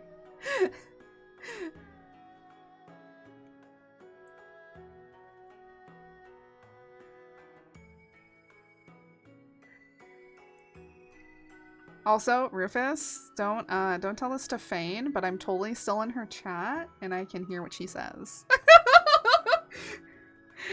We can make it longer. Oh, well, yeah, you know what? There is no cooldown redeem. There's no cooldown for the bald.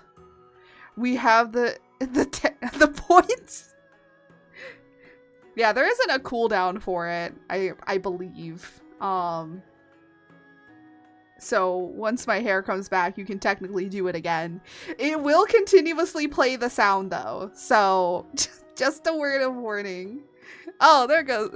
See, my hair came back. I'm gonna be honest, even for when I'm gonna be having my 2.0, don't worry, the bald redeem is going to be making a comeback. Unfortunately, with my new model, I will have to I'm take sure it's not that noticeable. Bald! Bald! Bald!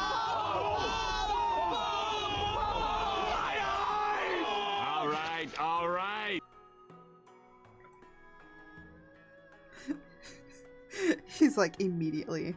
Bald. You must be bald again.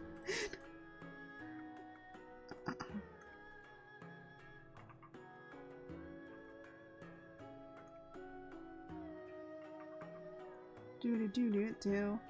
Sorry, what were you saying? Oh, I was saying how, I'm totally lurking in Fane's stream. I can hear what she says. Well, I can't hear completely. I actually have her, like, really low, but...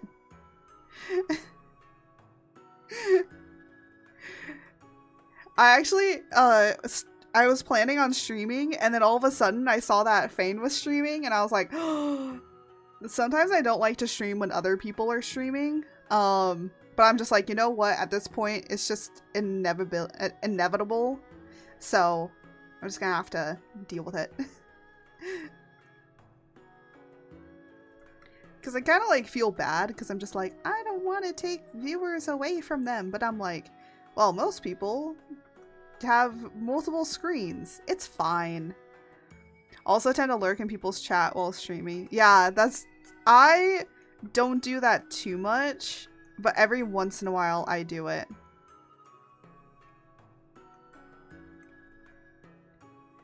Just every once in a while. I don't do it all the time. Sometimes I actually more do it with, on like YouTube and stuff.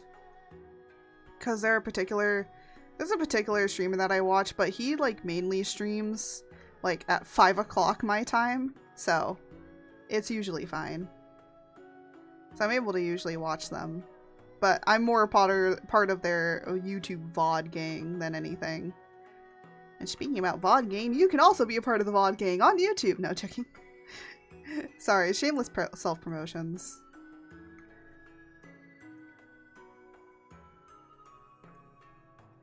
Gotta do them shameless self-promotions sometimes.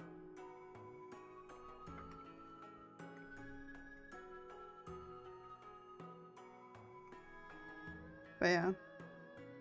Sometimes it's just nice to lurk in other people's streams. Cause then you can start laughing and be like, what did that person say? But then the rest of the chat doesn't hear it and you're just like, what are they laughing about? And you just kind of like look really awkward and weird and it's like, oh, I'm listening to like somebody else streaming right now. I need to apply I need to apply. What do I do for Square Enix for myself? What? What do you mean apply? Apply for what?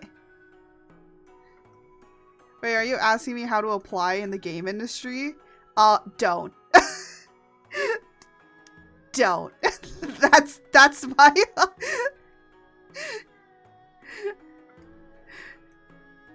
apply as in apply. What? No, wait, apply. I need to apply what I do for Square Enix. Oh, sorry, I read that completely wrong. Look, we already had this conversation. I can't read. I can't write either. I can't write either, apparently. So, you need to apply what you do for Square Enix for yourself. Well, I don't know what that means. Should I know what that means? I feel like I'm out of the loop on...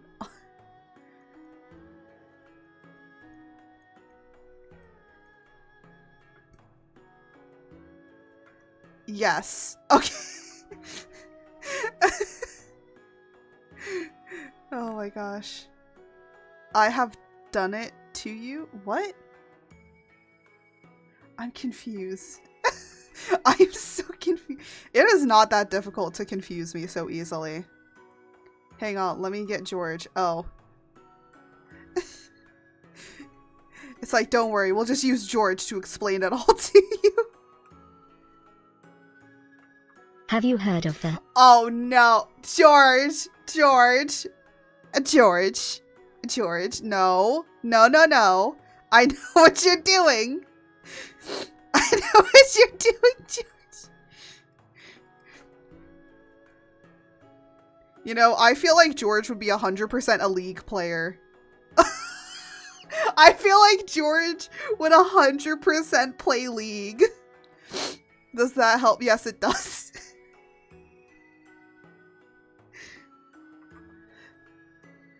I feel like George would be the saltiest League of Legends player. You think that you've met a salty League of Legends player. No, you haven't met George. Like, I feel like that would be the case.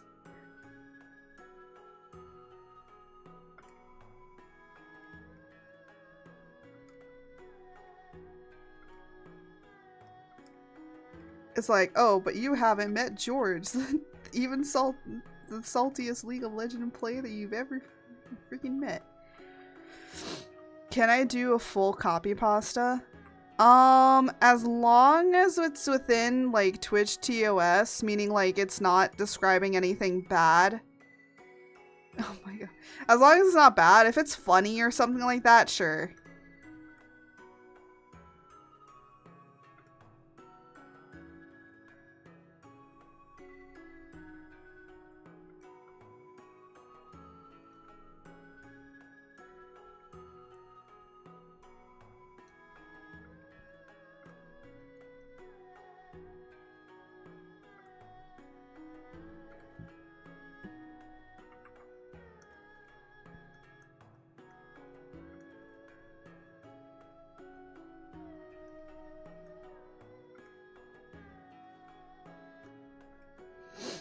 Yeah, I think I might take away the sleeves, because I kind of don't like them.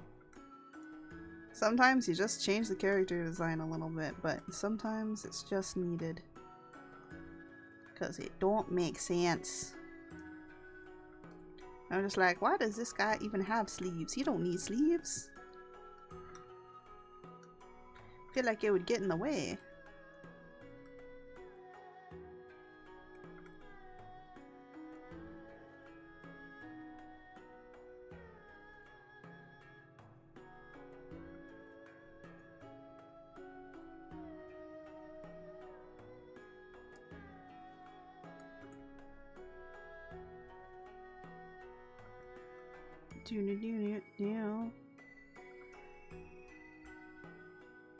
There we go.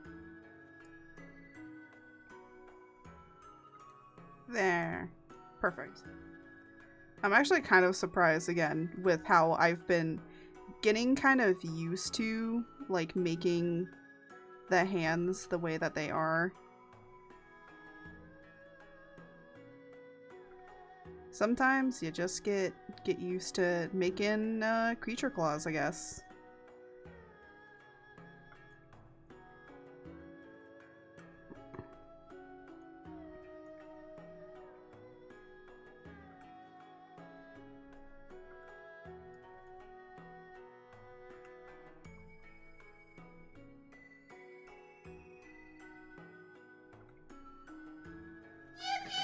Oh my goodness. Yippee!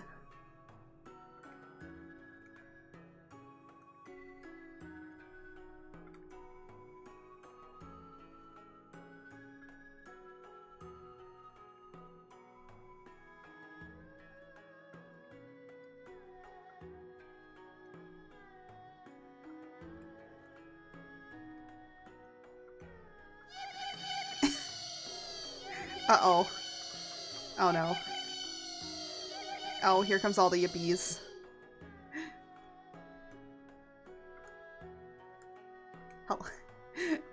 Hello. Sorry. Needed even points. Hey, you know what? Sometimes you just need the even points, right? You know what? I feel like...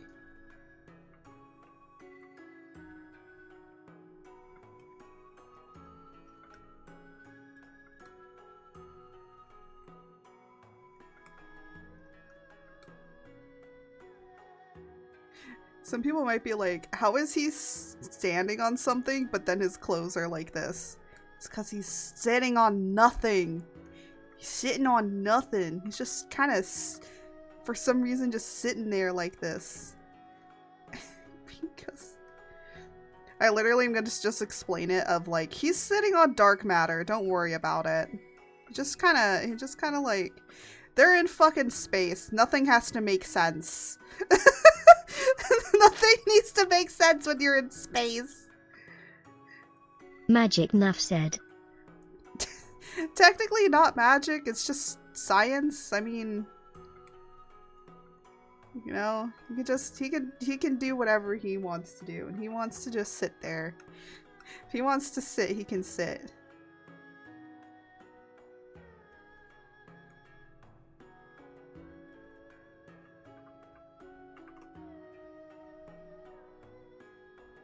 For magic per science.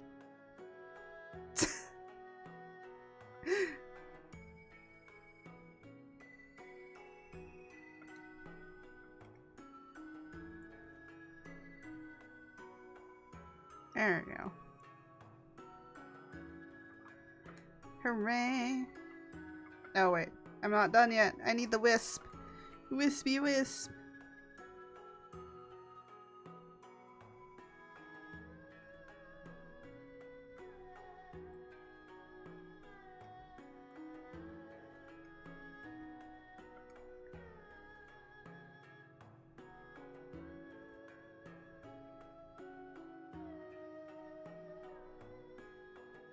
There we go. Again, I might have changed the position of the wisp, who knows. But yeah. That's another page. As you can see, it's a slow but tedious task. And honestly, it is kind of hard to like be drawing and trying to like keep engaged with content and all of that sort of stuff. It's always gonna be a little different. Sub-holy. Oh my gosh. Alright, Rufus is a cleric. But I wanted to just ask you guys, like, do you think that this earlier streaming is a little bit better? To me, it's honestly better. Because then I can do more things in the afternoon and get more things done. Because then it's like, streaming's already done. Now I just have to focus on other things. And basically I can clip and edit the entire stream and then still have time to do other things. Because I feel like by the time I'm done streaming, I'm usually pretty tired and I can't get like a lot of things done. It's like afterwards I can just kind of like rest a bit and then go and work on other things. Which is what I'm planning on doing today. Today I'm going to be finally trying to make my summer outfit. And trying to see if I can do it the way I want to kind of do it and just see how that works. And then, of course, clipping and editing this entire stream. Well, clipping and then editing those clips. I don't edit my streams. I just kind of upload them. I kind of zip zap zopped away. Did you just see that? I'm just trying to drink my coffee here. Twitch, for some reason, hates letting me know you are streaming. Really? Yeah, I've noticed that. Some people don't know that I'm streaming. I don't know why. I'm sure it's not that noticeable.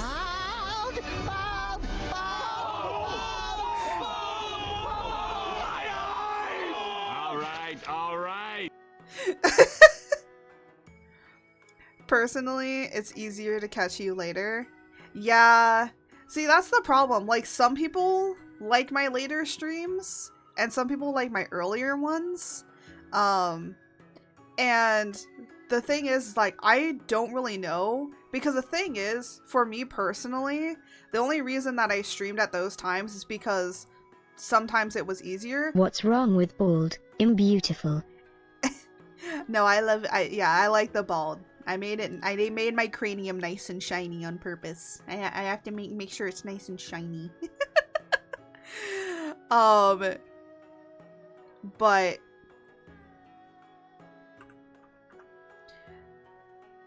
the best solution, just stream 24 hours all days of the week.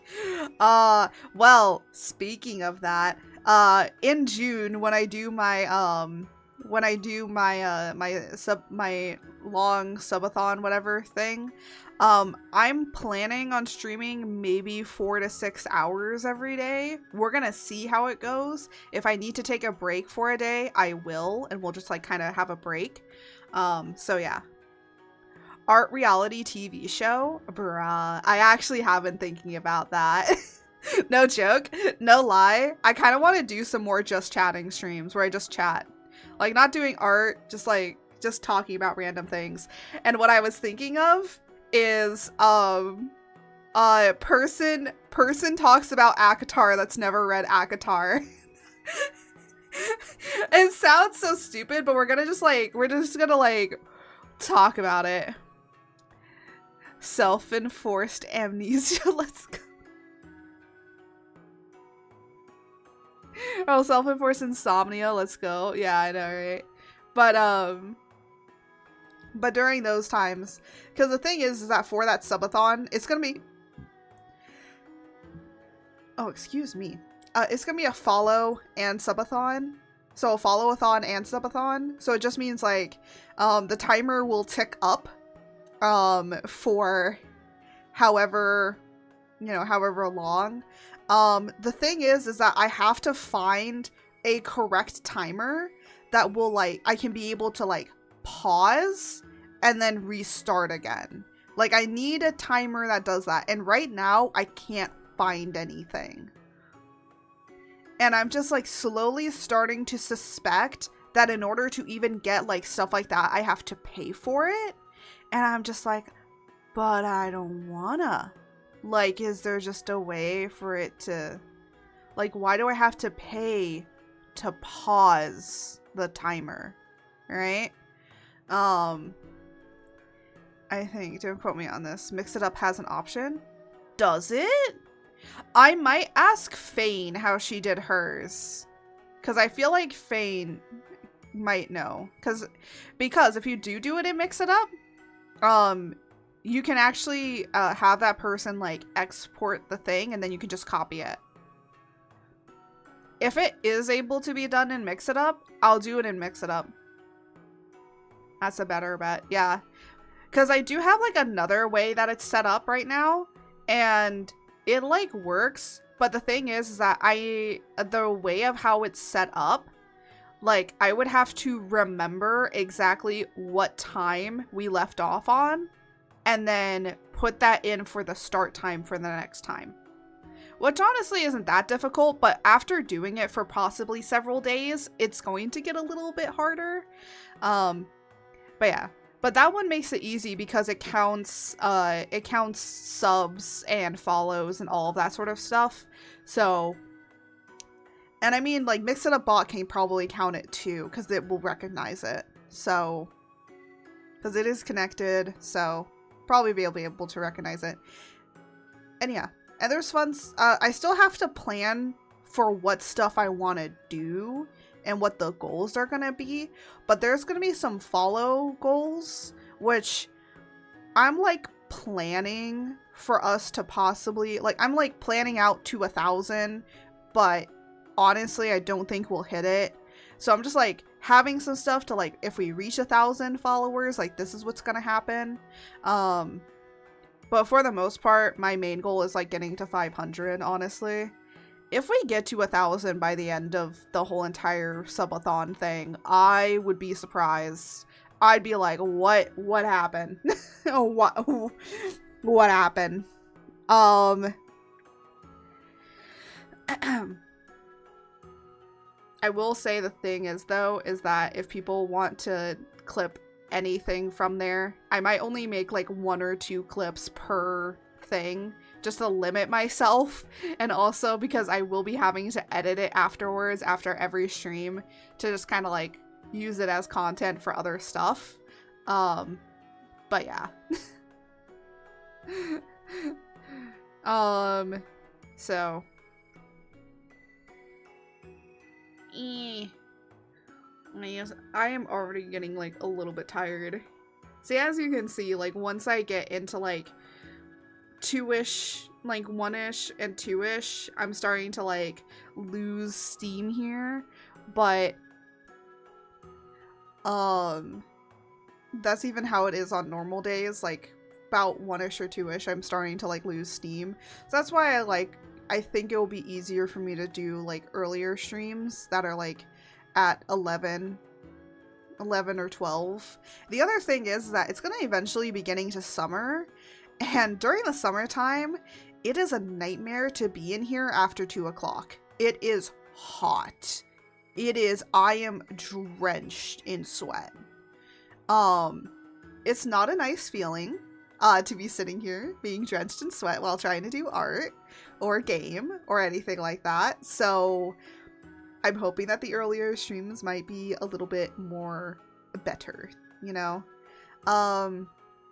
But I think 11, 12-ish is what I'm going to be aiming for. I actually used to stream at 12, and I used to do really well, but now it's like, and then I like went later on in the day, but honestly right now I feel like those were my best times, and I don't know why I went later than that. So, but I still like will be ending stream at about like 2-ish, 3-ish probably, right? Which actually is when a lot of people also do start their streams at like 3-ish. I don't think I'll ever do like late night streams, because I'd probably be way too tired. And I don't think that you should see me extremely tired, because there was one stream I did 12 hours where I stayed awake. That was bad. That was very bad. I actually had stayed awake like 24 hours. I did crash and like slept for 16 hours the next day. So, greatness.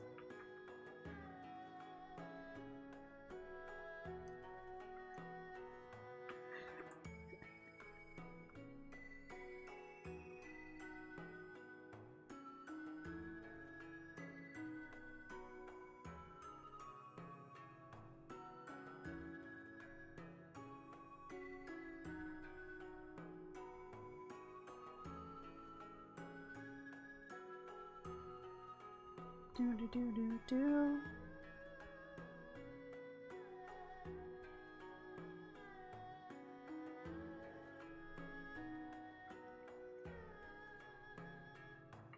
Do do do do do. I like how I like talk for a bit and then I'm just like quiet again because I'm like, I need to focus.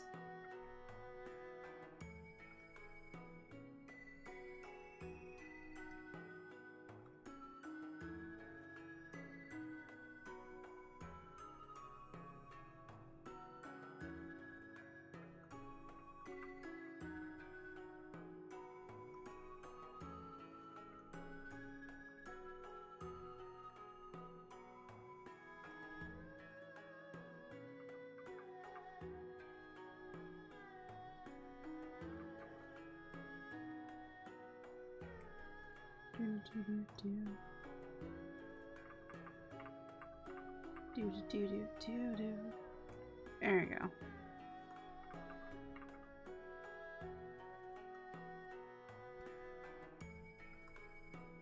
And there we go.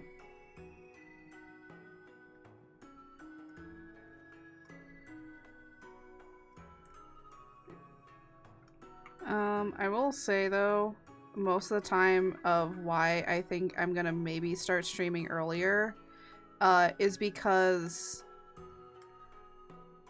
analytics. More people are on during the morning in my time than they are.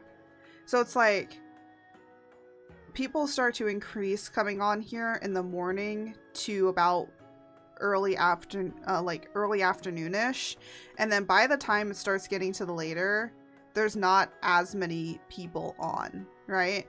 So it's like the most amount of people that are on is during these certain times, and the least amount of people that are on is during the later times. Now, the thing is that changes depending on if you're doing art or other things, but for the general population of things, that's about where most people are. So I'm just like, well, if most people are on already, maybe that's why I did so well in the past at streaming at like about 12ish, like 11 and 12ish, is because that was the time when most people were on. I mean, a sandwich? Ooh. Nice. No, George, don't lick the knife. Don't lick the knife, George. Don't lick the knife, George. It's not good.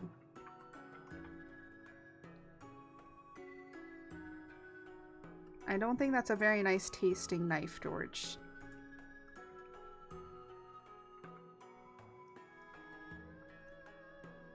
Yes, knife tasting apparently is a thing. The knife has peanut butter on it. Oh, if it's a peanut butter knife, fine. It's okay. I was like thinking, I'm like, the only kind of things that would probably be appropriate is if it had peanut butter. If it has peanut butter, go for it, George.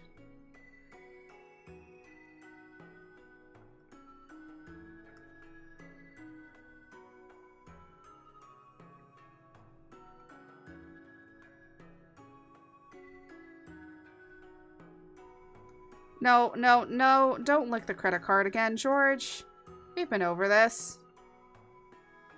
Don't lick it again. Stop it.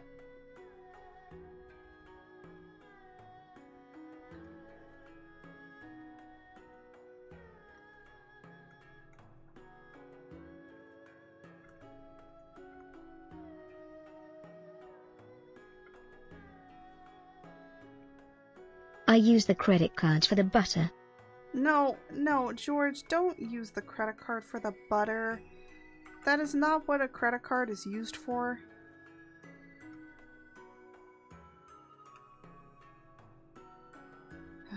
George, we need to reteach you some manners.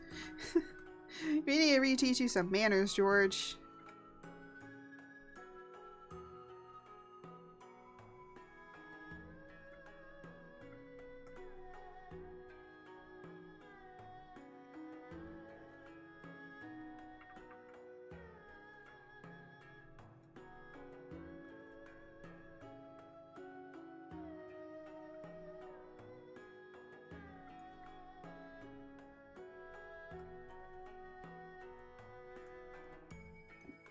Chaos. Oh my gosh. No. No chaos, George.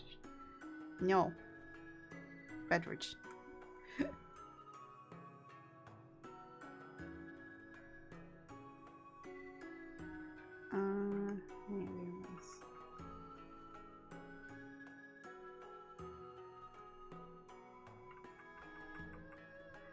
Oh my god.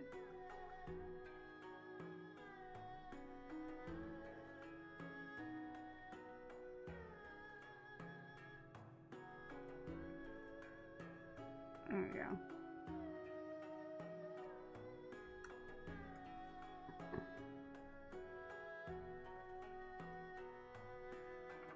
Do do do do do. Do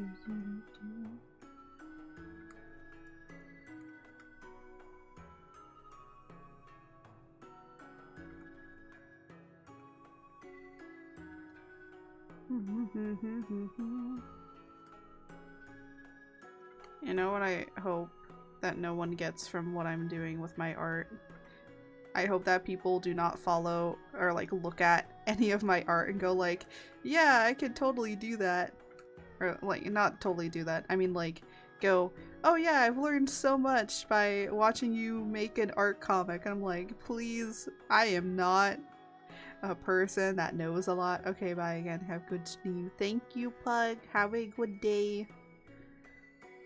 Yeah, I hope that people don't be like, yeah, you're like, you got like good information. I'm gonna be like, no, I don't. No, I don't. I don't know what I'm doing. I never know what I'm doing. I just do it. That's literally probably the most like human thing ever. It's just like, yeah, I just do. I don't know what I'm doing. I just do it.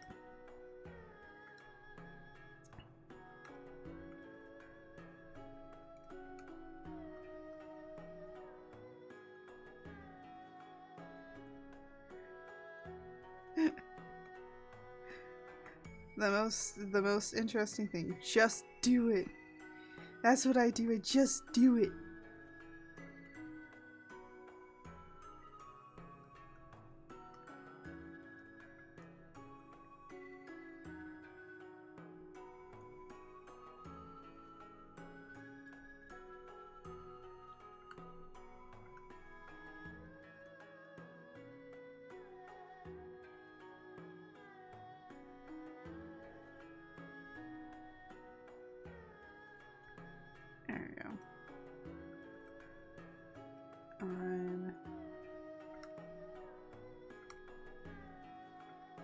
This arm is gonna be like up further, so.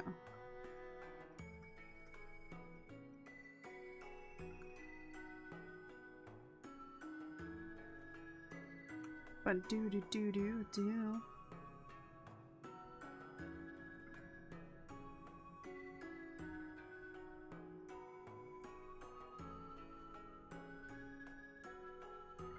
There we go.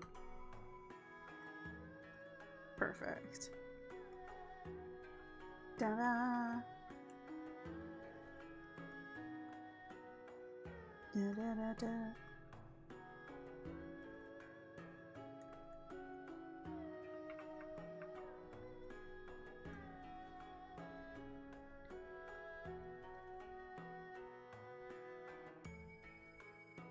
There we go. Perfect. And then I guess I can draw him over here as well.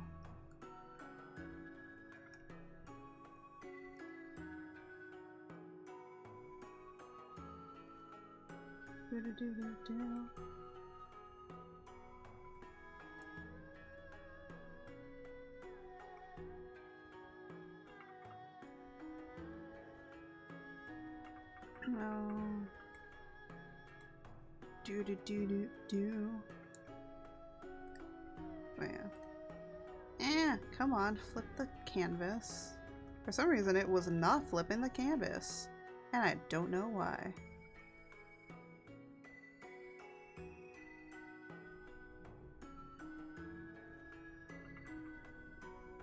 Boo.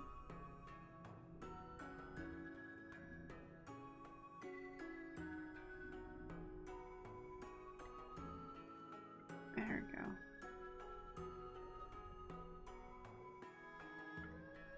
I will say this is getting me used to like drawing hair and things in different like positions, because like for the most part I usually just draw hair you know, differently,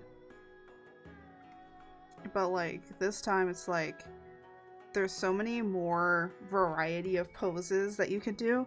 I'm gonna be honest, if you want to kind of get a little bit better at drawing, either one, do a lot of figure drawing, like to draw figures, or two, like make a small little like comic. And it doesn't have to be big. I'm doing a big one. You can do a small one. It might change your perspective on exactly like how like I will say it's taught me a lot. This and doing like other character art has kind of taught me a lot about how to pose a character, but also how to do acting, like how a character looks in order to act out a scene and to make sure that it's getting like put across correctly. Because yeah, depending on how the character acts, it just shows a lot. Like even this character acting with the face, it's just like you can kind of tell he's a little bit annoyed.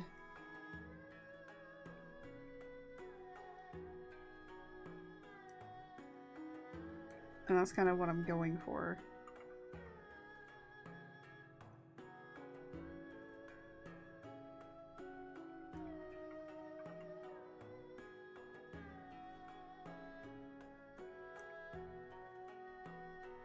Oh, this hair is way too far up. This needs to go further down.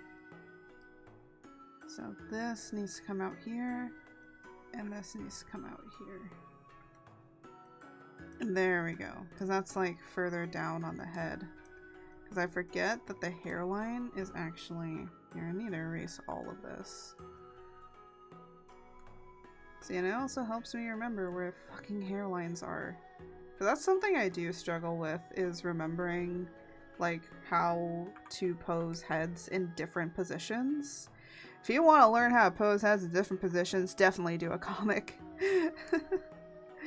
Because that's probably the fastest way to teach you. Because then you'll just be like, yeah, this doesn't look right. Yeah, it didn't look right because it wasn't in the correct position.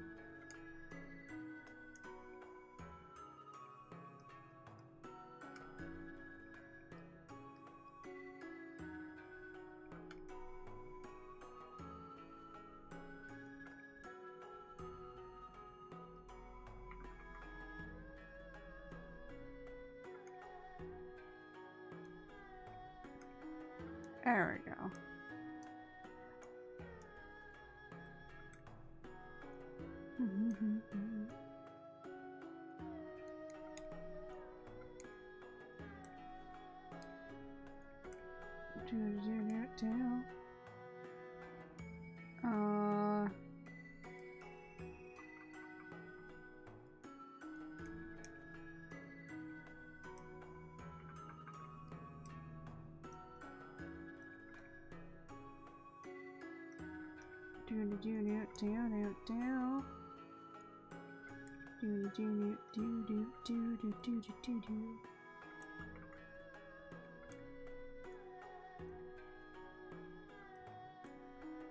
Alright. And then I'm gonna actually put in where the belt is, because that's important. That's gonna tell me how this is gonna connect.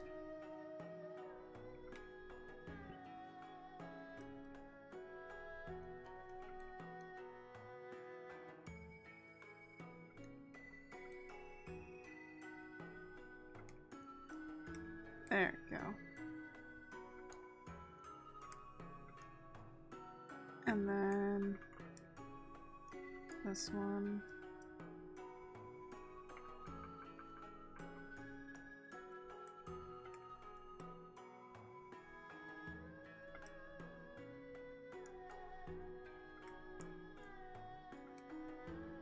And then getting this done.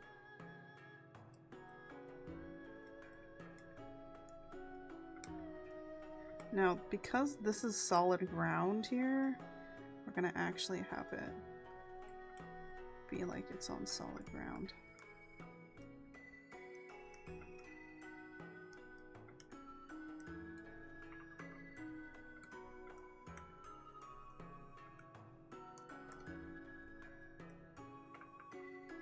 There we go.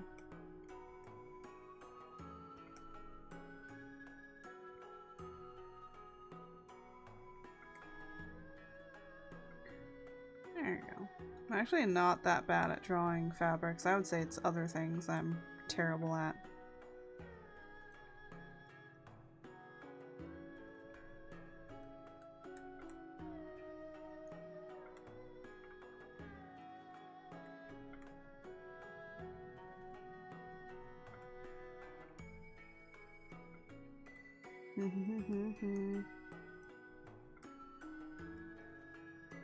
Oh, I just realized something. No, we're gonna have to make this a little bit wider. I just realized that if you can see that. Oh, well, the other thing is that technically the gods don't really have anything working down here. There's nothing there. It's kind of like it's as smooth as a Barbie doll.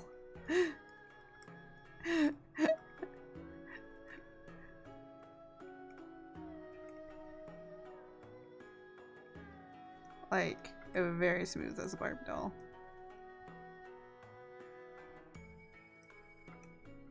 So.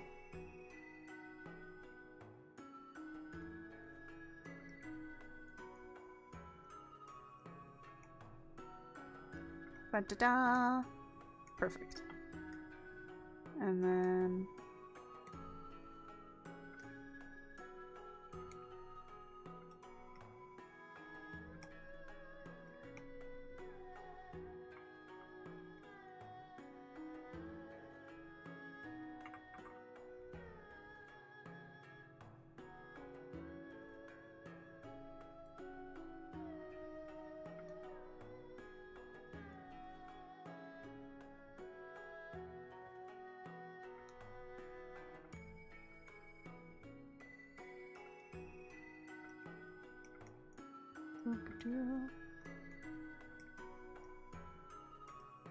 There we go.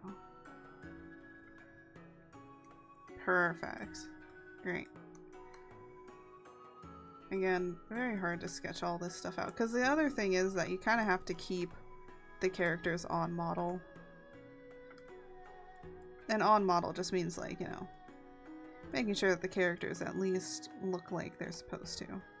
And I would say, in the sketching phase of things, they probably should be trying to keep an understanding of the character being on model, or else when you start drawing the rest of the stuff, it's gonna not look right when the characters just don't fit.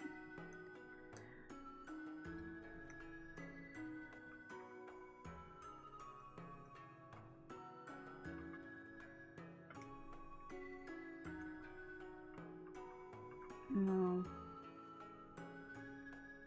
I like to feel it, yeah.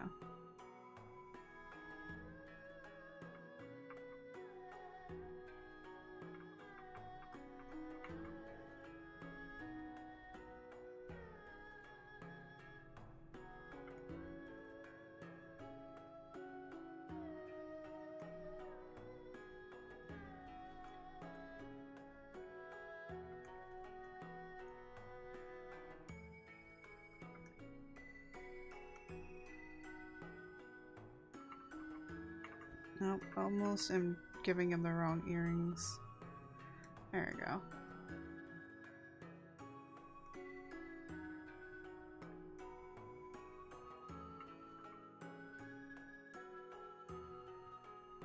There we go. Ta-da! Perfect. You know, I hate when I get to like later on in the VODs and I'm just like, I don't know what to say anymore. And I'm like, well, I could rant about this stuff, I could rant about that stuff, and I'm like, eh. Oh, you know what I can rant about? I'll rant about this. So apparently there is some things going around about disability in fantasy. Like, characters being disabled in a fantasy world. And as a person that is eventually going to be having a disabled character in this fantasy world, someone was saying how if you make the devices like magical, then it's like a magical way to get around them having their disabilities. Then it's like people can forget that that character has a disability. Oh, is my mom heading back out? Oh, I guess so. I guess she has plans.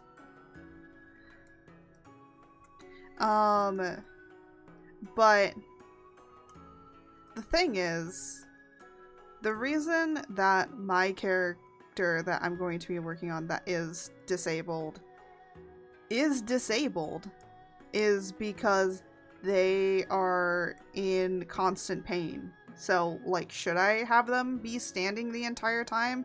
Because, like, oh, well, we can just, like, heal your pain and things like that. I kind of think that that's stupid. But also, the other thing is, does that mean you want me to put in just a normal-looking, like, wheelchair that you could probably find in a city when there's not roads and paths that would be accessible for modern wheelchairs? So to me, it's an interesting argument of trying to create diversity, like, you know, create the diversity of having disabled characters in fantastical settings. And here's my thing. You shouldn't be putting a modern wheelchair into a fantasy setting. The reason being is because it ends up not feeling like that disability is a part of the world. Like, yeah. Your man is awake. Riz him up. Good morning. Hi. We're talking about disabilities in writing because I want to talk about that. Also, I got up to page 5 of the 11 pages that I have to sketch out. We are talking a lot about a lot of different things.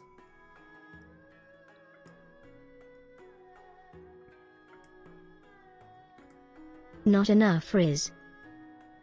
I know, it's definitely not enough for Riz. Yippies! Yippee!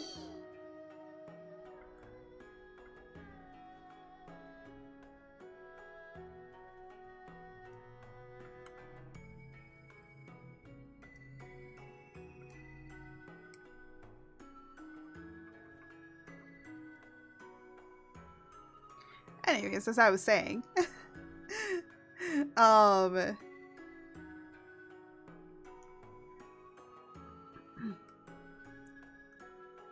need to figure out exactly where this is. How did I draw it?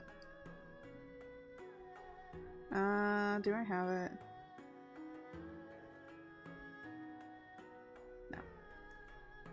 No. But I think that characters, because I think, like, the person was saying, like, how, you know, with, like, now, this is, like, their opinion on stuff. I don't really hate their opinion either, but they were like, oh, well, because the characters have fantastical ways of dealing with their disability, it feels like you can, like, forget that they have a disability, and I'm just like, No, they're still disabled. They just have a different way of being able to see the world. Like with Toph Beifong, she's blind, but she uses earthbending to see. Like, that makes sense for the world. Because even though that she's disabled, like, she still is able to interact in the world in some sort of way or fashion. Like a blind person, I don't know, actually does. She figured out her way of being able to see the world in a way. And through her, she used means of earthbending. Like, you're gonna be mad? Like, he wasn't mad about it. He was just like, he was like, kind of putting it in a way of saying like, oh, well, then people can excuse them being disabled. And then they were like, I do know that this was a controversy of like Edward Elric, of people saying like he wasn't disabled. And I'm like, no, he's an amputee that literally uses chainmail, or like the chainmail, like basically he's just using like the fucking mail to make him have his leg and his arm, right? Right, correct? But he's still disabled. He lost those things, but everyone was like, oh, well, he's using them to a degree, like as if he never, like as if he was never disabled in the first place. I'm like, he still had to go through the training of like being able to use those devices, and gets it tuned up all the time because it kind of breaks down sometimes, and he breaks it. Like, that's shown a lot. There's a 2-year rehabilitation process that he cleared in like 6 months. Yeah, but he still had to do it, right? Like, it's still told like he had to be physically rehabilitated and stuff. And the reason I talk about this is because I feel like this controversy will come up with me making my comic, because there is a character in it that does have a disability, and guess what? Has basically a fantastical wheelchair, or what people would call a fantastical wheelchair. But their abilities of magic is that they can manipulate plants. So they make a tree into their, like a living, like sapling tree into their chair, so that they can be able to maneuver around without being, like, they're still in pain, because they basically have chronic pain, but they can't like get up most of the time and be able to walk around because it hurts. So they need a chair in order to get around.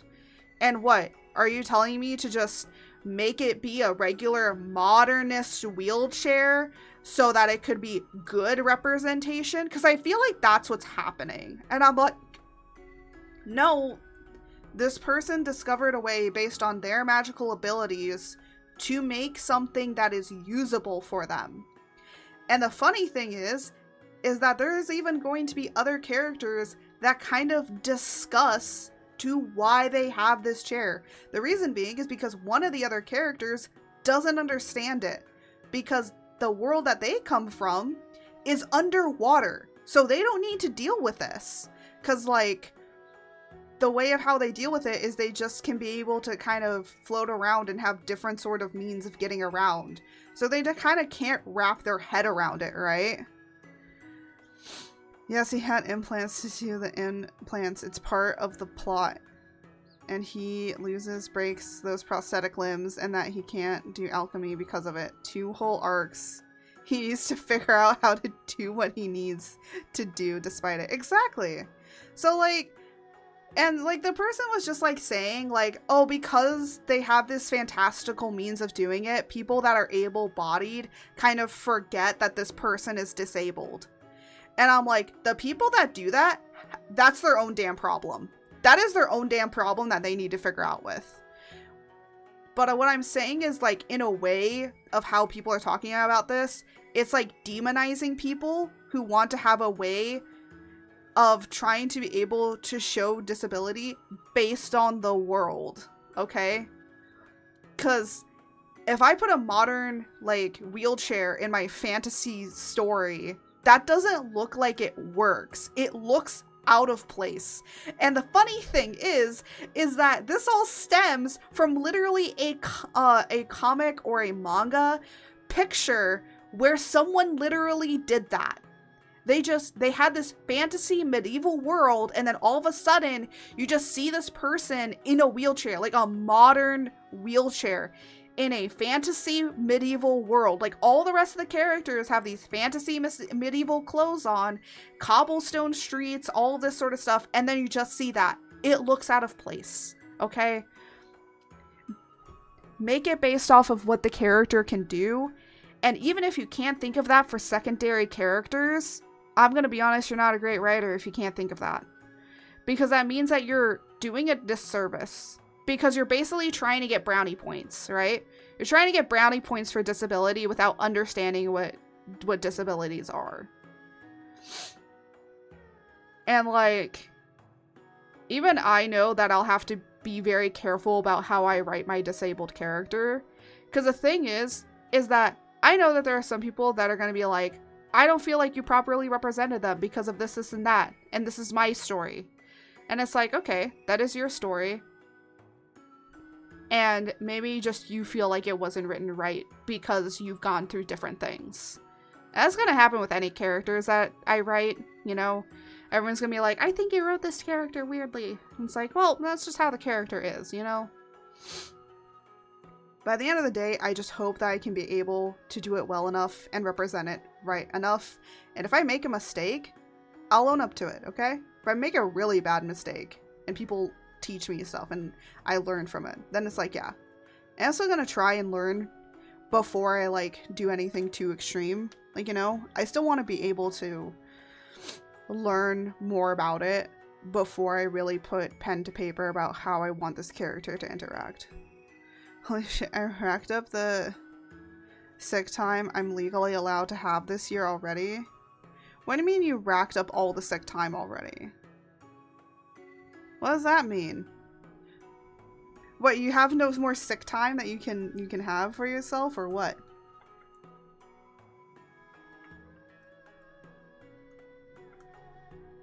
Anyways, I'm done with my rant now.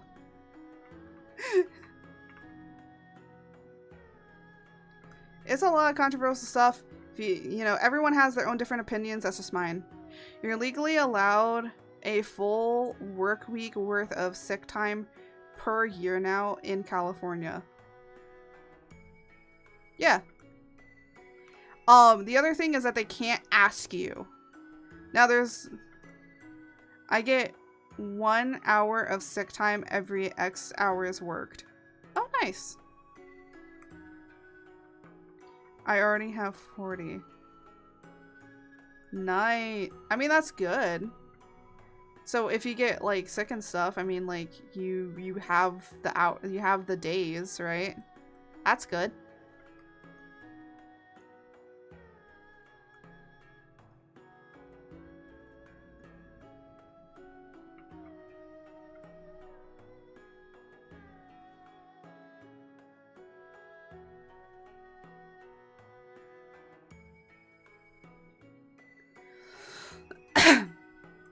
Excuse me.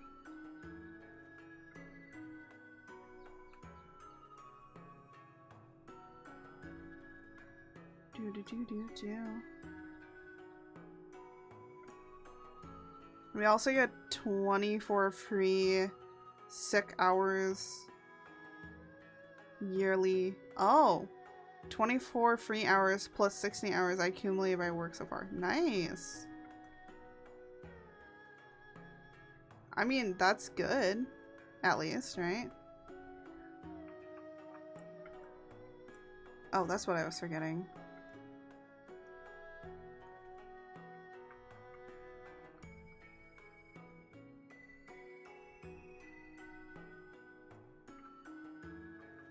Boop-a-doo.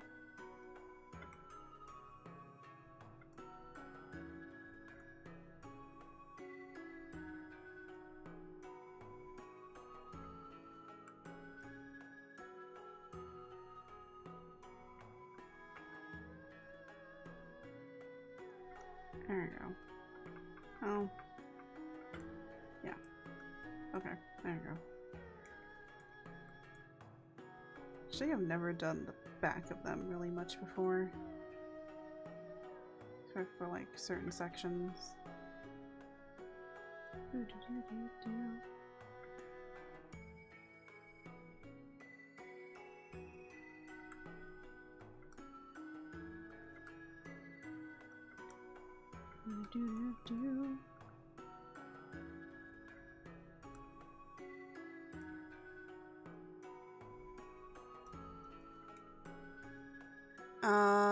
I need to call off sick of not sending. Aww.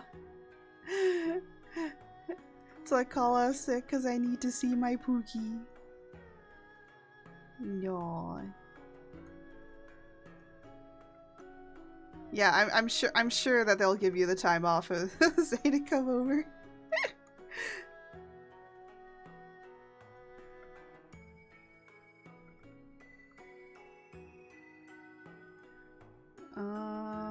Yeah.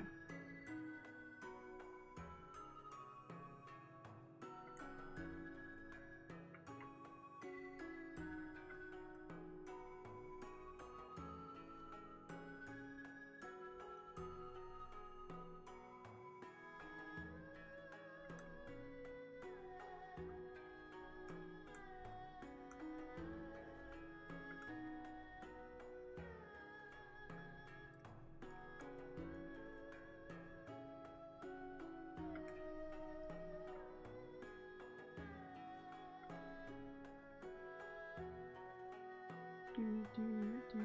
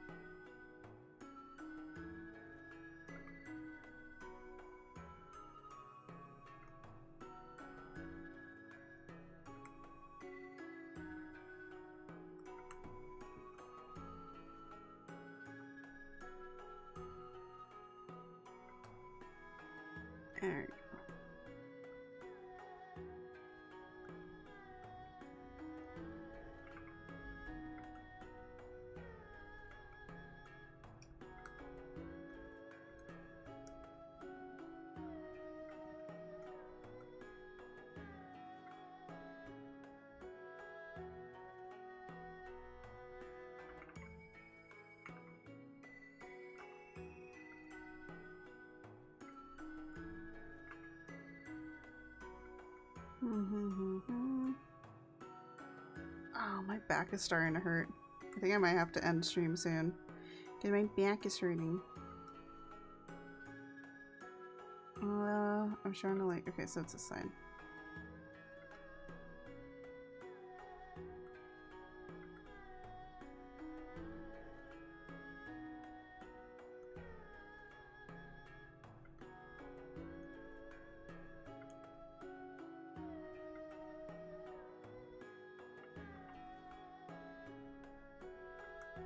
There we go.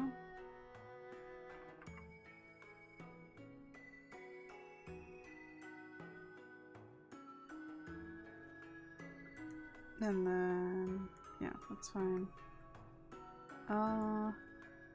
So I'm trying to like remember like which side is which.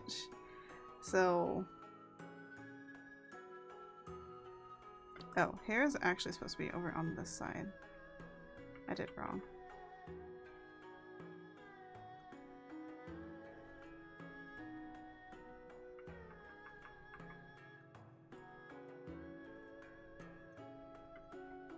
And then let me just erase this section.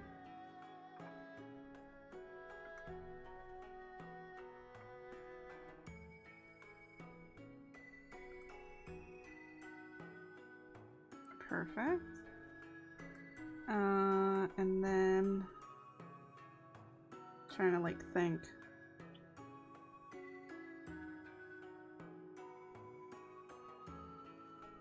So this side has the pants side. Or like somewhat pants. I don't really know what these are, I'm gonna be honest. I don't know what I made here with this, the whole entire thing that I did. I don't understand it. I just know I did a thing.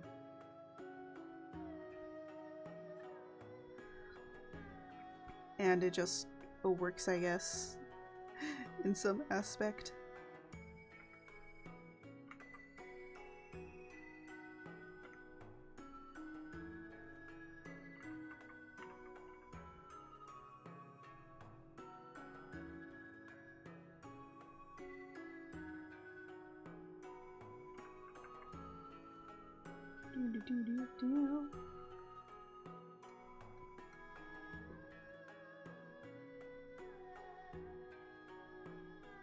And then over here, having it do its thing.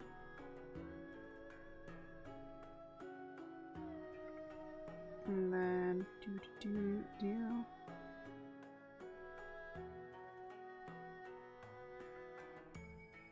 Perfect.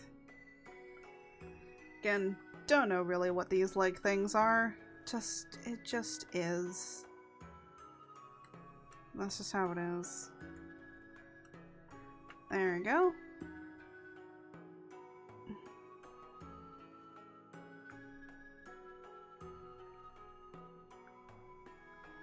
There. Wait, are we missing a part here? Oh yeah, it's because of this little space. So this little space down here is gonna have some dialogue, and I'm gonna make like little chibis. So that's why I'm like, why does this feel like there's something missing? Yeah, because there is. It's the little space down there. Because I'm like, oh, that was a jump. I don't remember this. It's like, yeah, because that. I'm just gonna do cute little dumb chibis of them. Just to have some fun with doing stuff.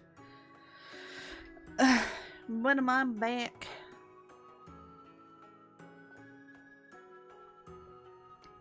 It is starting to hurt. I think the reason is because usually by now I kind of take my doggy out and then I'm kind of like chillaxing the rest of the day sometimes. But I will say, I at least got up to page 7.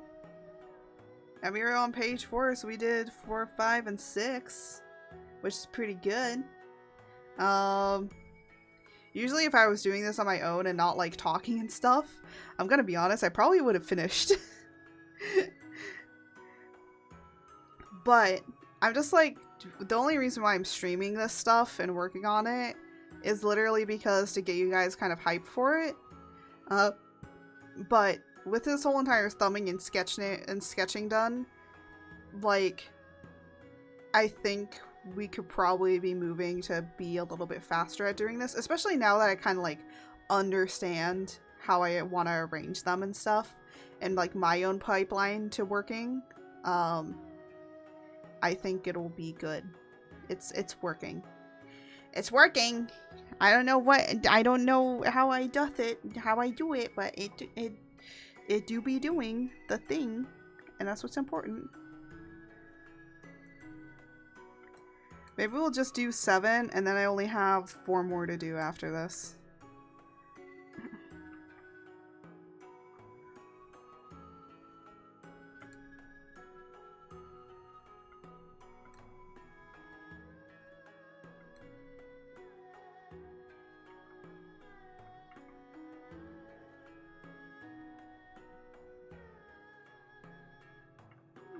I gotta like figure out how I want to do this. Because the thing is that how this mouth works is very different than how most mouths are gonna work. Because it can open like in such a strange way. But I'm thinking like for like little smaller moments, it's probably not that bad. I might change it a little bit here and there for when it needs to be, but for the most part, I think like the mouth when it's like really angry is gonna be very interesting. I have done mouth shapes as well for this character to kind of know certain mouths that I can draw. And I will say, if you're drawing like a whole bunch of different characters and stuff like that, I would say that mouth shapes are probably going to be helpful.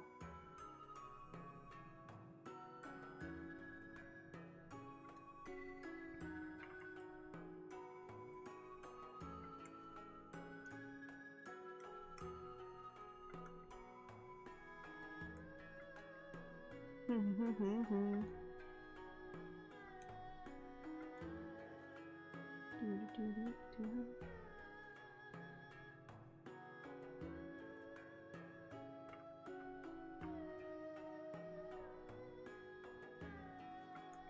this is gonna look a little weird because of the hair. Well, because of everything. Honestly, there's sometimes with drawing. I hope that this helps me get better at drawing like faces in different like positions, because I think that some people get a little too comfortable drawing like heads and stuff in similar positions. So it's like, I feel like also I will learn a lot about like drawing in order to kind of like, and I might have to go back to basics here and there with some things, which is good. It teaches, you know, it reminds me to like, hey, you should go back to basics sometimes and just remember how things are supposed to be.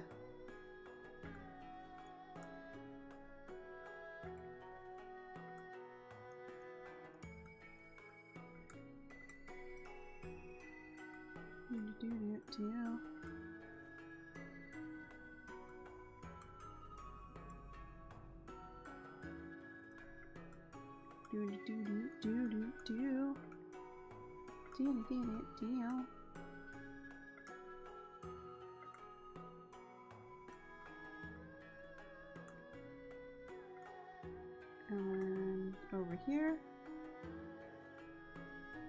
Yeah. I will say this is kind of like already helping me kind of learn how to... I will say, will I get better at now drawing hands? Who knows? I mean, like, drawing his hands, probably. Drawing anyone else's? I have no idea about any other hands. I just know that I'll get better at drawing his kinds of hands, which are these, like, the monstrous hands.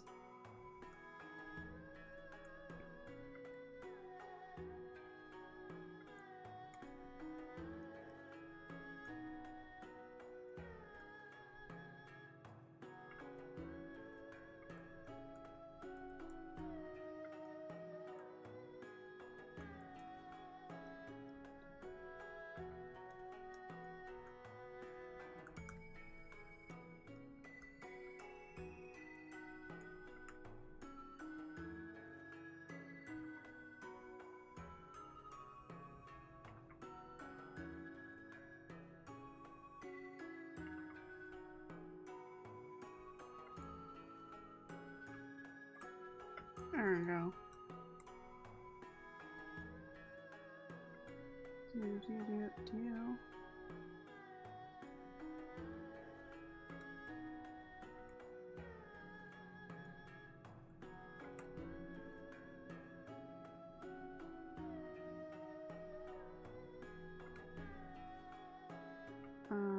This needs to go here. There we go. It's hard to like remember everything that you need to draw on here. Especially like with a word bubble's kind of in the way a little bit here and there, but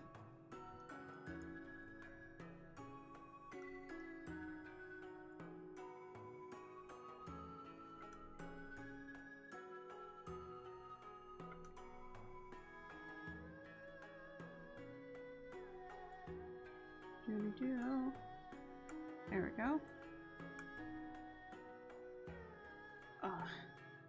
Yeah, no, I think I'm gonna need to call it quits. My back's really hurting. But also, it's like, you know, 2:30-ish. I think, I'm gonna be honest, I don't know. I would love to be streaming like 4 hours-ish, but honestly, I can't do it. I can't do it anymore. I used to be able to. I used to be able to stream like 4 hours. Honestly, if I wanted to, I could probably stream for 6 hours. The only reason I don't is one, because I do get like very, very tired pretty easily. And also, my back starts hurting really badly. And it's my upper back. It's not my lower back. It's only my mid and upper back that really does it. And because I'm using it the most with like bending over and kind of like drawing here, it's gonna hurt the most.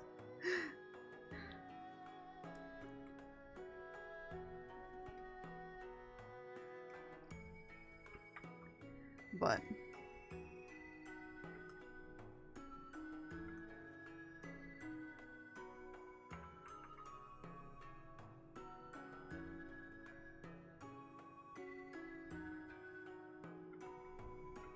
I'm just gonna kind of. I just want to finish this page. If I can finish this page, I'll go and crawl into like, or I'll go and like walk my doggy perhaps and do other things.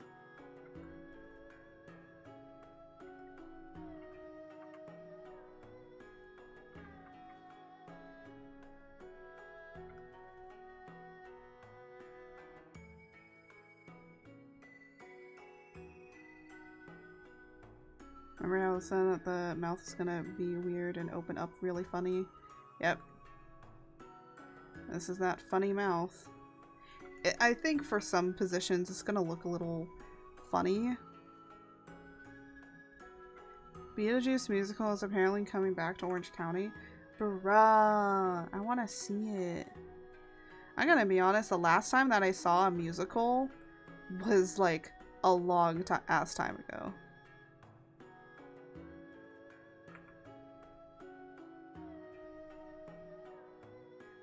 Costa Mesa. Oof. Aw, really? Costa Mesa?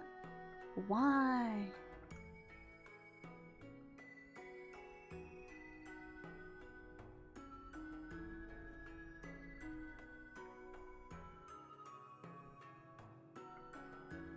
See, weird mouth.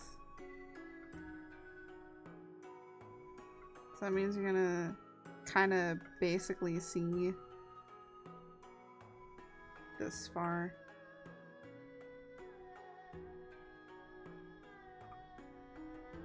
You're gonna be able to literally see the inside of their mouth. Which is really crazy, but I think an interesting character design. Because then it's like, you know, people just do the normal anime mouths with most comics, and then it's like this one with a very interesting kind of mouth.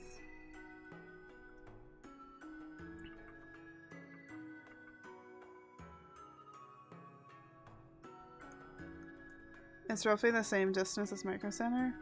Damn. But still at night. Yeah, that's the problem. It's like, it's gonna be at night.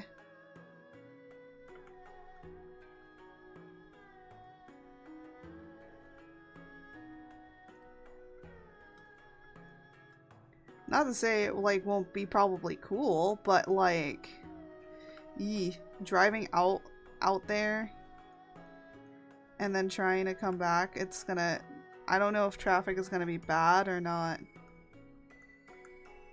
That's the problem.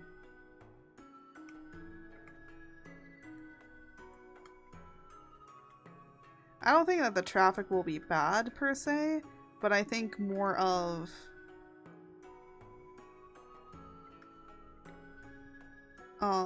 just driving out there at night. It's like you're gonna be kind of tired afterwards. And it's just like it's kind of not fun. Also, I will say driving at night around here is just not the best. The only good news is they have a showing Sunday at 1 p.m. Well, I guess it's showing at Sunday at 1 p.m. That means it's probably gonna get out around maybe 3, 4-ish. I mean, that one actually is not a bad. I will say one problem is that we might have to deal with children. That's the only issue. They might have. I don't know who would be bringing their kids to see Beetlejuice, but y'all are crazy. I have 2 showings, 1 and 6. 1 might be better.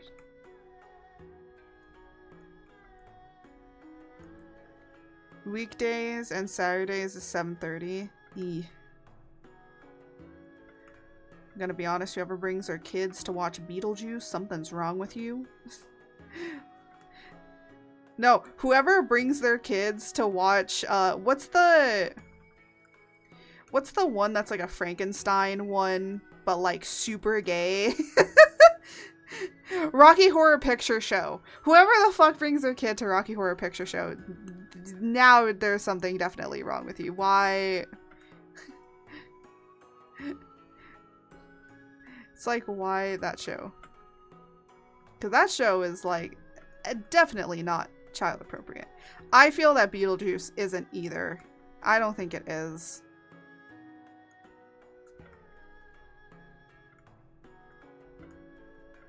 Has anything that Beetlejuice is appropriate for children?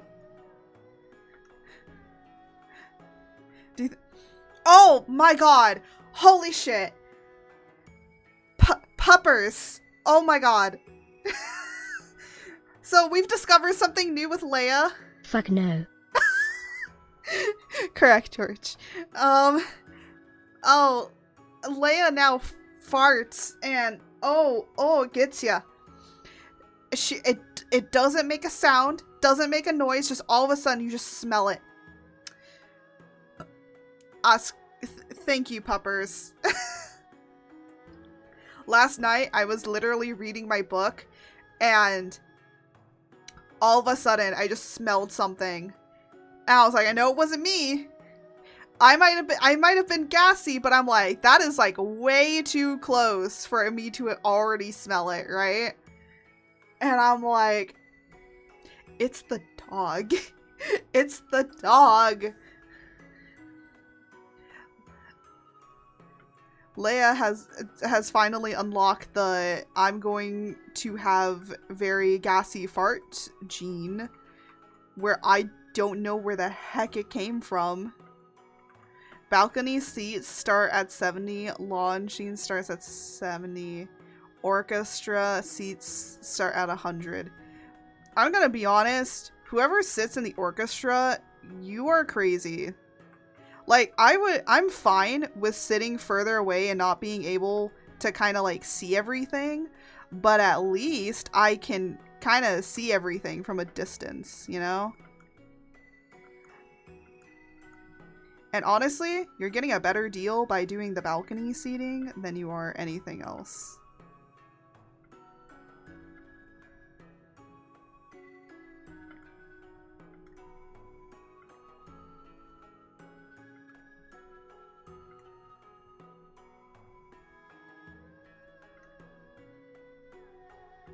There we go.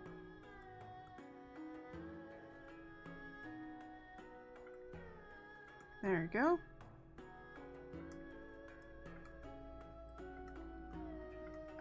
Let me see. Doing that. Yeah, because his belt would be seen. Belt is important. Funny enough, actually, the entirety of this character design is important. Everything has a purpose.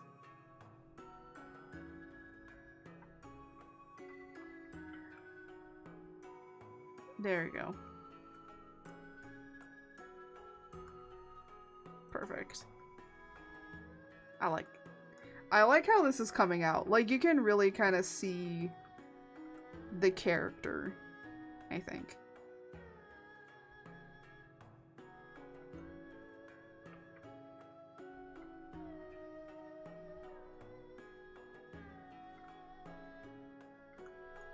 There you go. Nope, I almost gave him the wrong... I keep almost giving him the wrong earrings.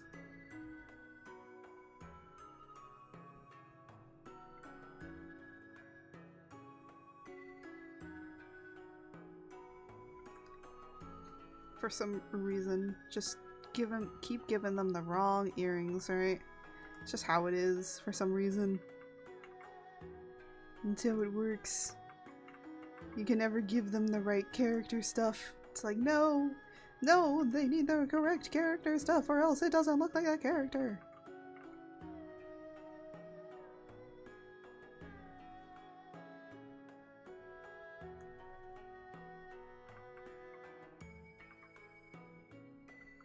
There we go. Oh, hold on a second. Oh my god. You know what, we might actually raid this person as well. Because I need to. I've been meaning to. But yeah.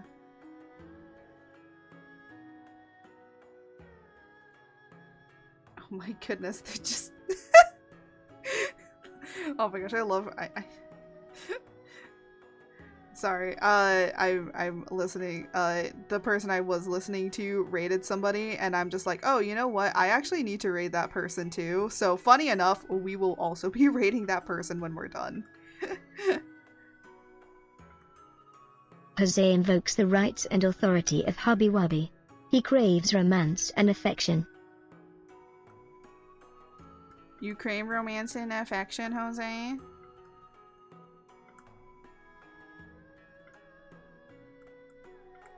Oh, wait, of Hubby Wubby.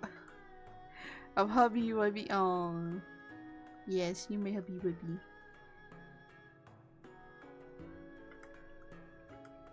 Oh, I keep drawing this wrong. Just like, eh. And you, but not on stream. Aww. Wait, what? Wait, I'm confused. I'm confused. What? I don't know. Huh? Jose knows it's so easy to confuse me. I'm already confused. I don't understand. Jose, what do you mean?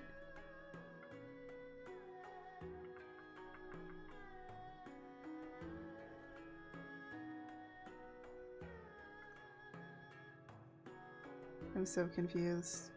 I don't think I understood. My brain, the brain cells are gone. Alright? Brain celling, not brain celling. Don't worry about it. Oh! Oh! Oh! Yeah, oh, okay, yeah. You probably shouldn't say that if it's not to you as appropriate. No, my goodness.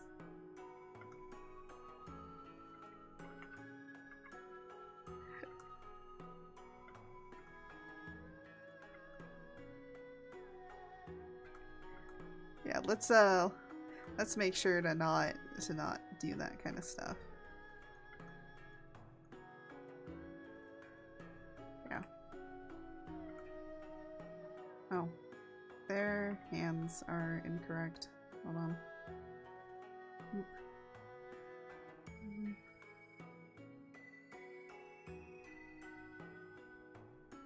Sometimes you have to do this to change the model a little bit. Because the model is only for the He says he default. wants to bleep your bleep until you can't bleep anymore and bleep the bleep in front of the bleep and the bleep bleep bleep bleep and pull your bleep and bleep bleep. Sir! Shh. We can't talk about this any further on stream. I mean, there's too many bleeps. there's too many bleeps. There's a lot of bleeps.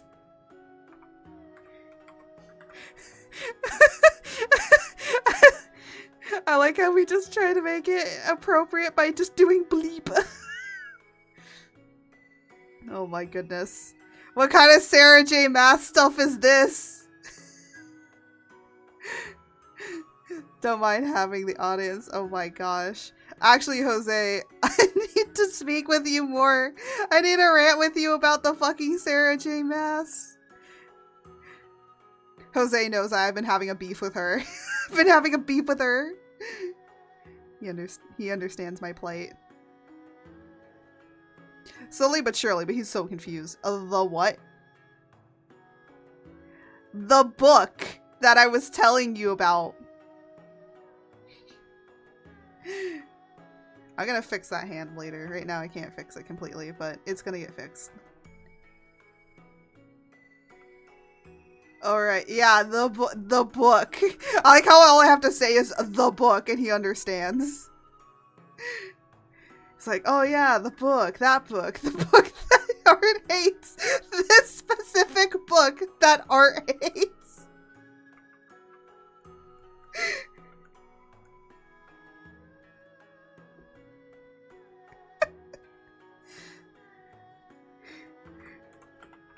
So Jose, remember how I said that Tamlin from the first book of A Court of Thorns and Roses that the writer was just going, it looks like they were setting up to basically, they liked the other character better to be the main love interest, so they made the main love interest of the first book make them in the second book look awful. That is exactly what happened. I predicted that without even have watched the second one. I predicted that so hard. It was so predictable. I'm gonna be honest, most of her writing is very, very predictable. Because it just, like, bases itself on so many tropes. What does a book and mother have in common? Jose can't stop looking at them from top to bottom and can't stop running his fingers through both and spreading them apart for his enjoyment. Oh my god! Jose! Jose! Shh, shh, shh, shh, shh, shh. We're live, Jose! My god!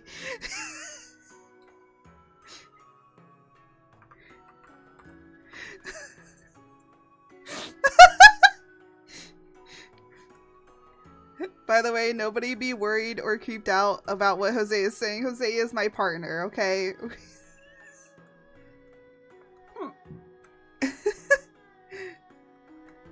So don't worry. It's okay.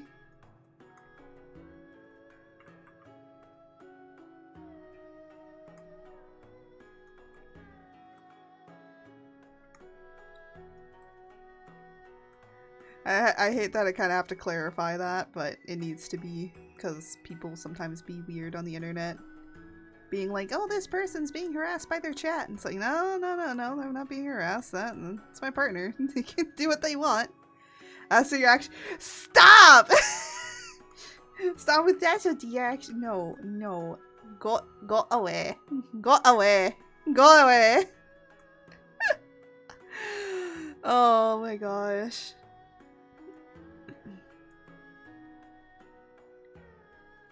I don't know why I say go away like the way I do. I feel like that's like, I shouldn't say it like that.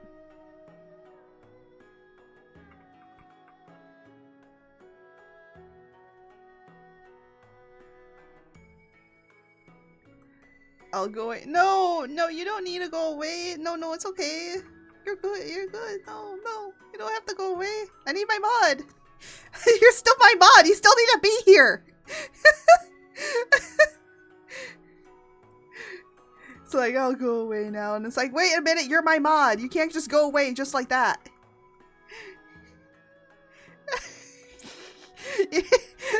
Why? I want you to stay here because I also, I love the energy and the presence that you bring.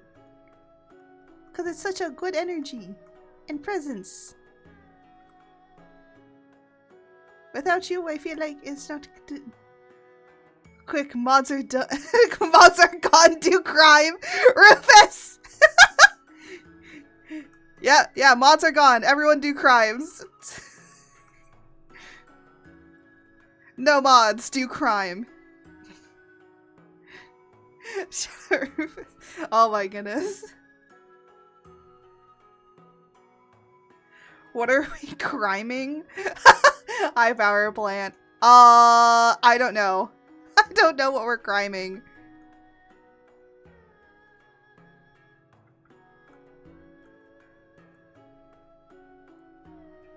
I have no idea. We're just making crimes. Be good. Do crimes.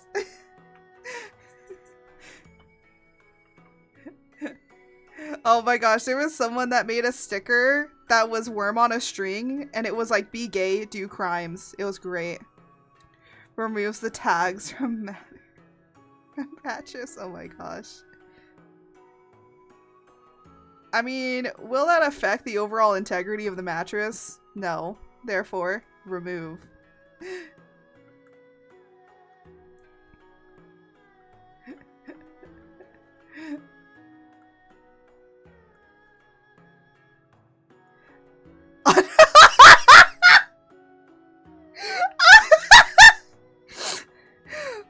Let's just shake all the cola bottles. Yes. Yes, everyone, be free. Go and unshake all the cola bottles.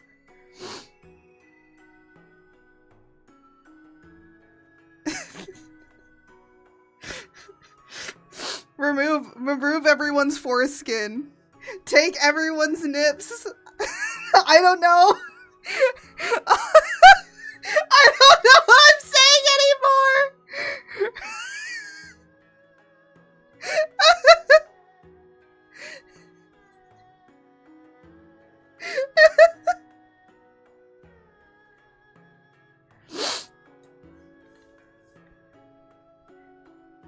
I don't know.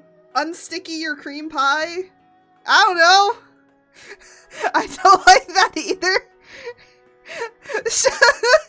No. We must cast instant Brazilian wax. Instantly Brazilian wax everyone. Hi, Fade. Hi, I totally wasn't lurking in your stream the entire time. Command ass. I don't have an ass command. I don't have an emote. I don't have a twerk. I don't have a twerk emote. I'm still looking at Jose to make me my twerk emote. That hasn't been done.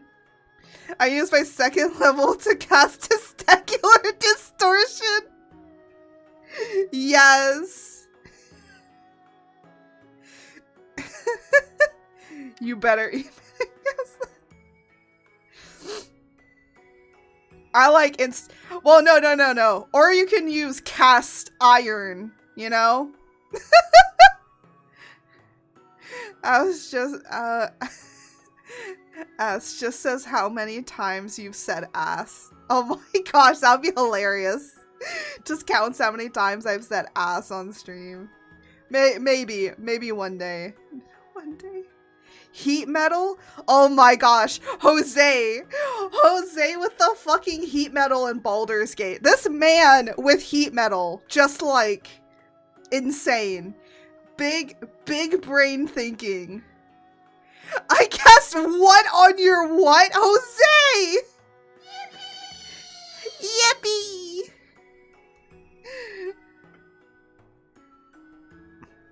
Wait, Fane, I just realized, you haven't seen this 1.5 model, have you?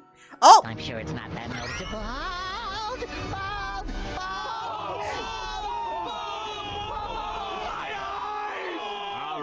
All right. There goes my hair.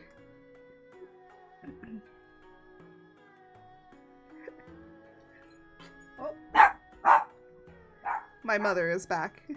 That's why my doggy's barking.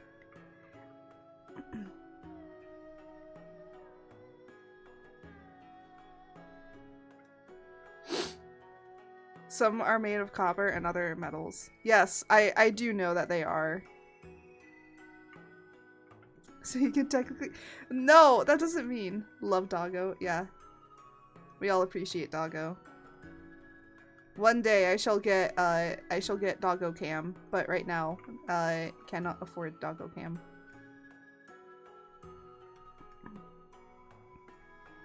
But one day Doggo Cam shall become real. Anyways, Lego D&D set recently. yeah. Try to talk about Lego D&D. We talked about all this stuff instead, cause we're crazy.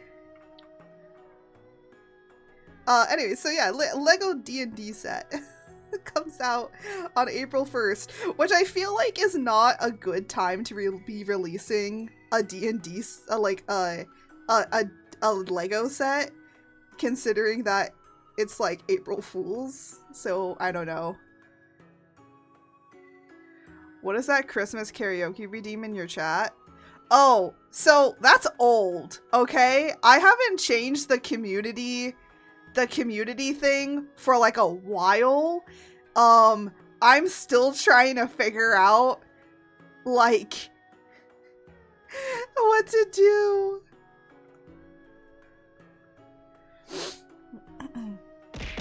Ow.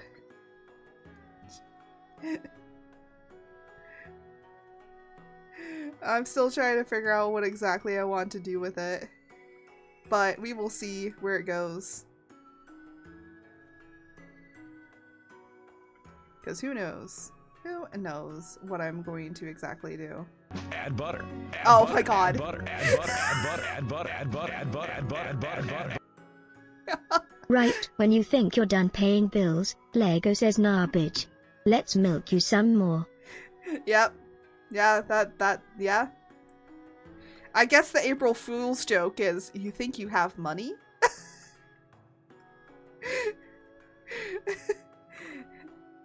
Oh, it's like, oh, you had money in your bank account? Psych, not anymore.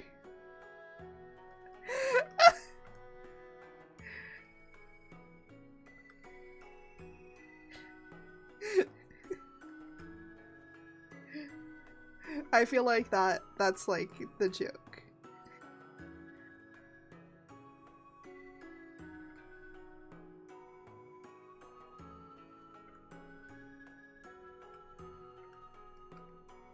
Cause that makes sense to me. You guys have money? Yeah, exactly. Yeah, that's the joke. See, that's the April Fool's joke. Money? You have money? You have genuine money? Money in this economy?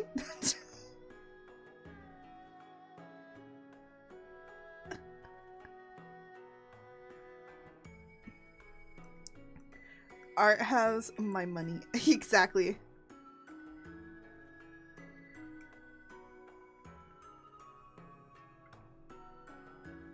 Yeah, he has the money and then he gives it to me. That's how relationships work. No, it's joking.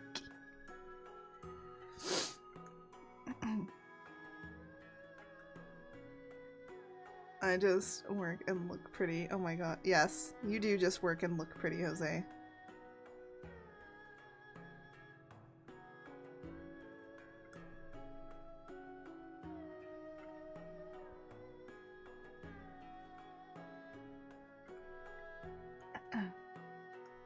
Speaking of working, I saw you got a 50% raise. I'm not a 50% raise, a 50-cent raise, sorry. Percent, bruh. That's extreme. Bro, you got a 50% raise? That would be even better. Be making $80. Well, not $80, maybe 40. 50 cents. I wish I had 50%. I know, right?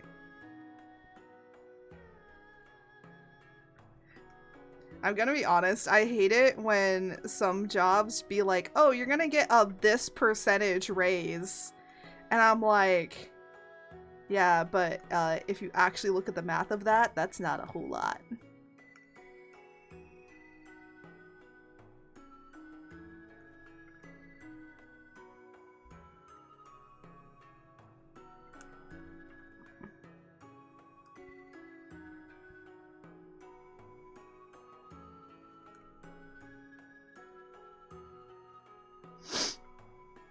I need more ties. Oh my gosh. Yeah, I did see that you got more ties for your work. It's a lot of ties.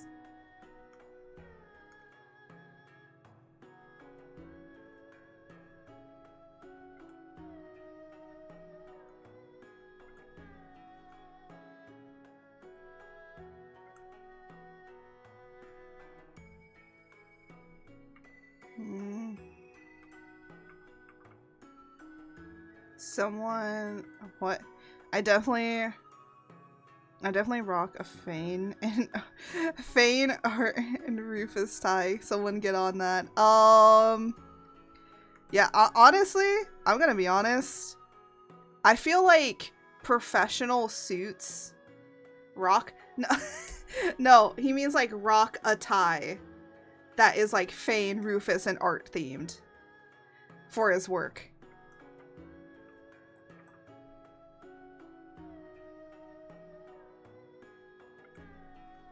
I'd wear it to work.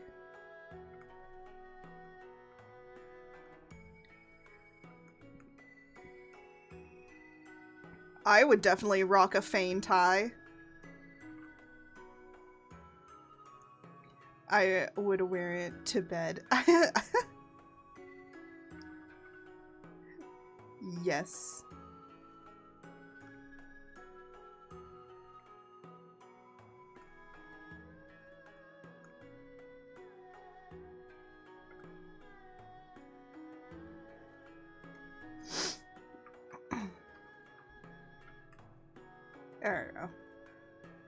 Hooray. I have so far D&D Goblin. Oh yeah, you have your goblins, the dragon one, the Hello Kitty, shiny Charizard. I really like how that shiny Charizard looks. I'm gonna be honest, that looks really good. Never got my replacement D&D dice set tie shipped. Really? They never sent it? Bro, you better get on that. Better get on that. What the heck? Why aren't they sending that? What the hell? No. They need to send it. Why haven't they sent it? That seems like a kind of a bad idea. What? Oh. Anyways. Well, we did page 7, and I am getting tired here. I actually need to go and eat. I didn't eat. It's been 3 hours I've been sitting here. Well, 3.5 hours. I need to go eat. I need to do that. I need to take care of myself. Let's go. We're gonna do that. But at least we're slowly making some more progress on the comic. We have up to page 7 now sketched out. So I just need to, here's a little showing of like what 8, 9, 10, and you know what? I'm not gonna show you page 11. You're gonna have to figure out what that last page is for yourself. But this is the first chapter, and considering how much we've gotten done... 2,000 years later. Yes, that's what it feels like. Honestly, with how this comic is going, that's what it feels like. You're not wrong. Anyways, I'm gonna... Let me just get this down. I'm going to just... Okay, so with that's all saved, I am going to now switch over into here. There we go. And let's exit out of here. I do know who we're raiding, so... if Jose wants to get their raid message up. If Jose wants to get their raid message going. Be the good mod, good responsible mod he is. Or Sleepy comes in out of nowhere. What the heck?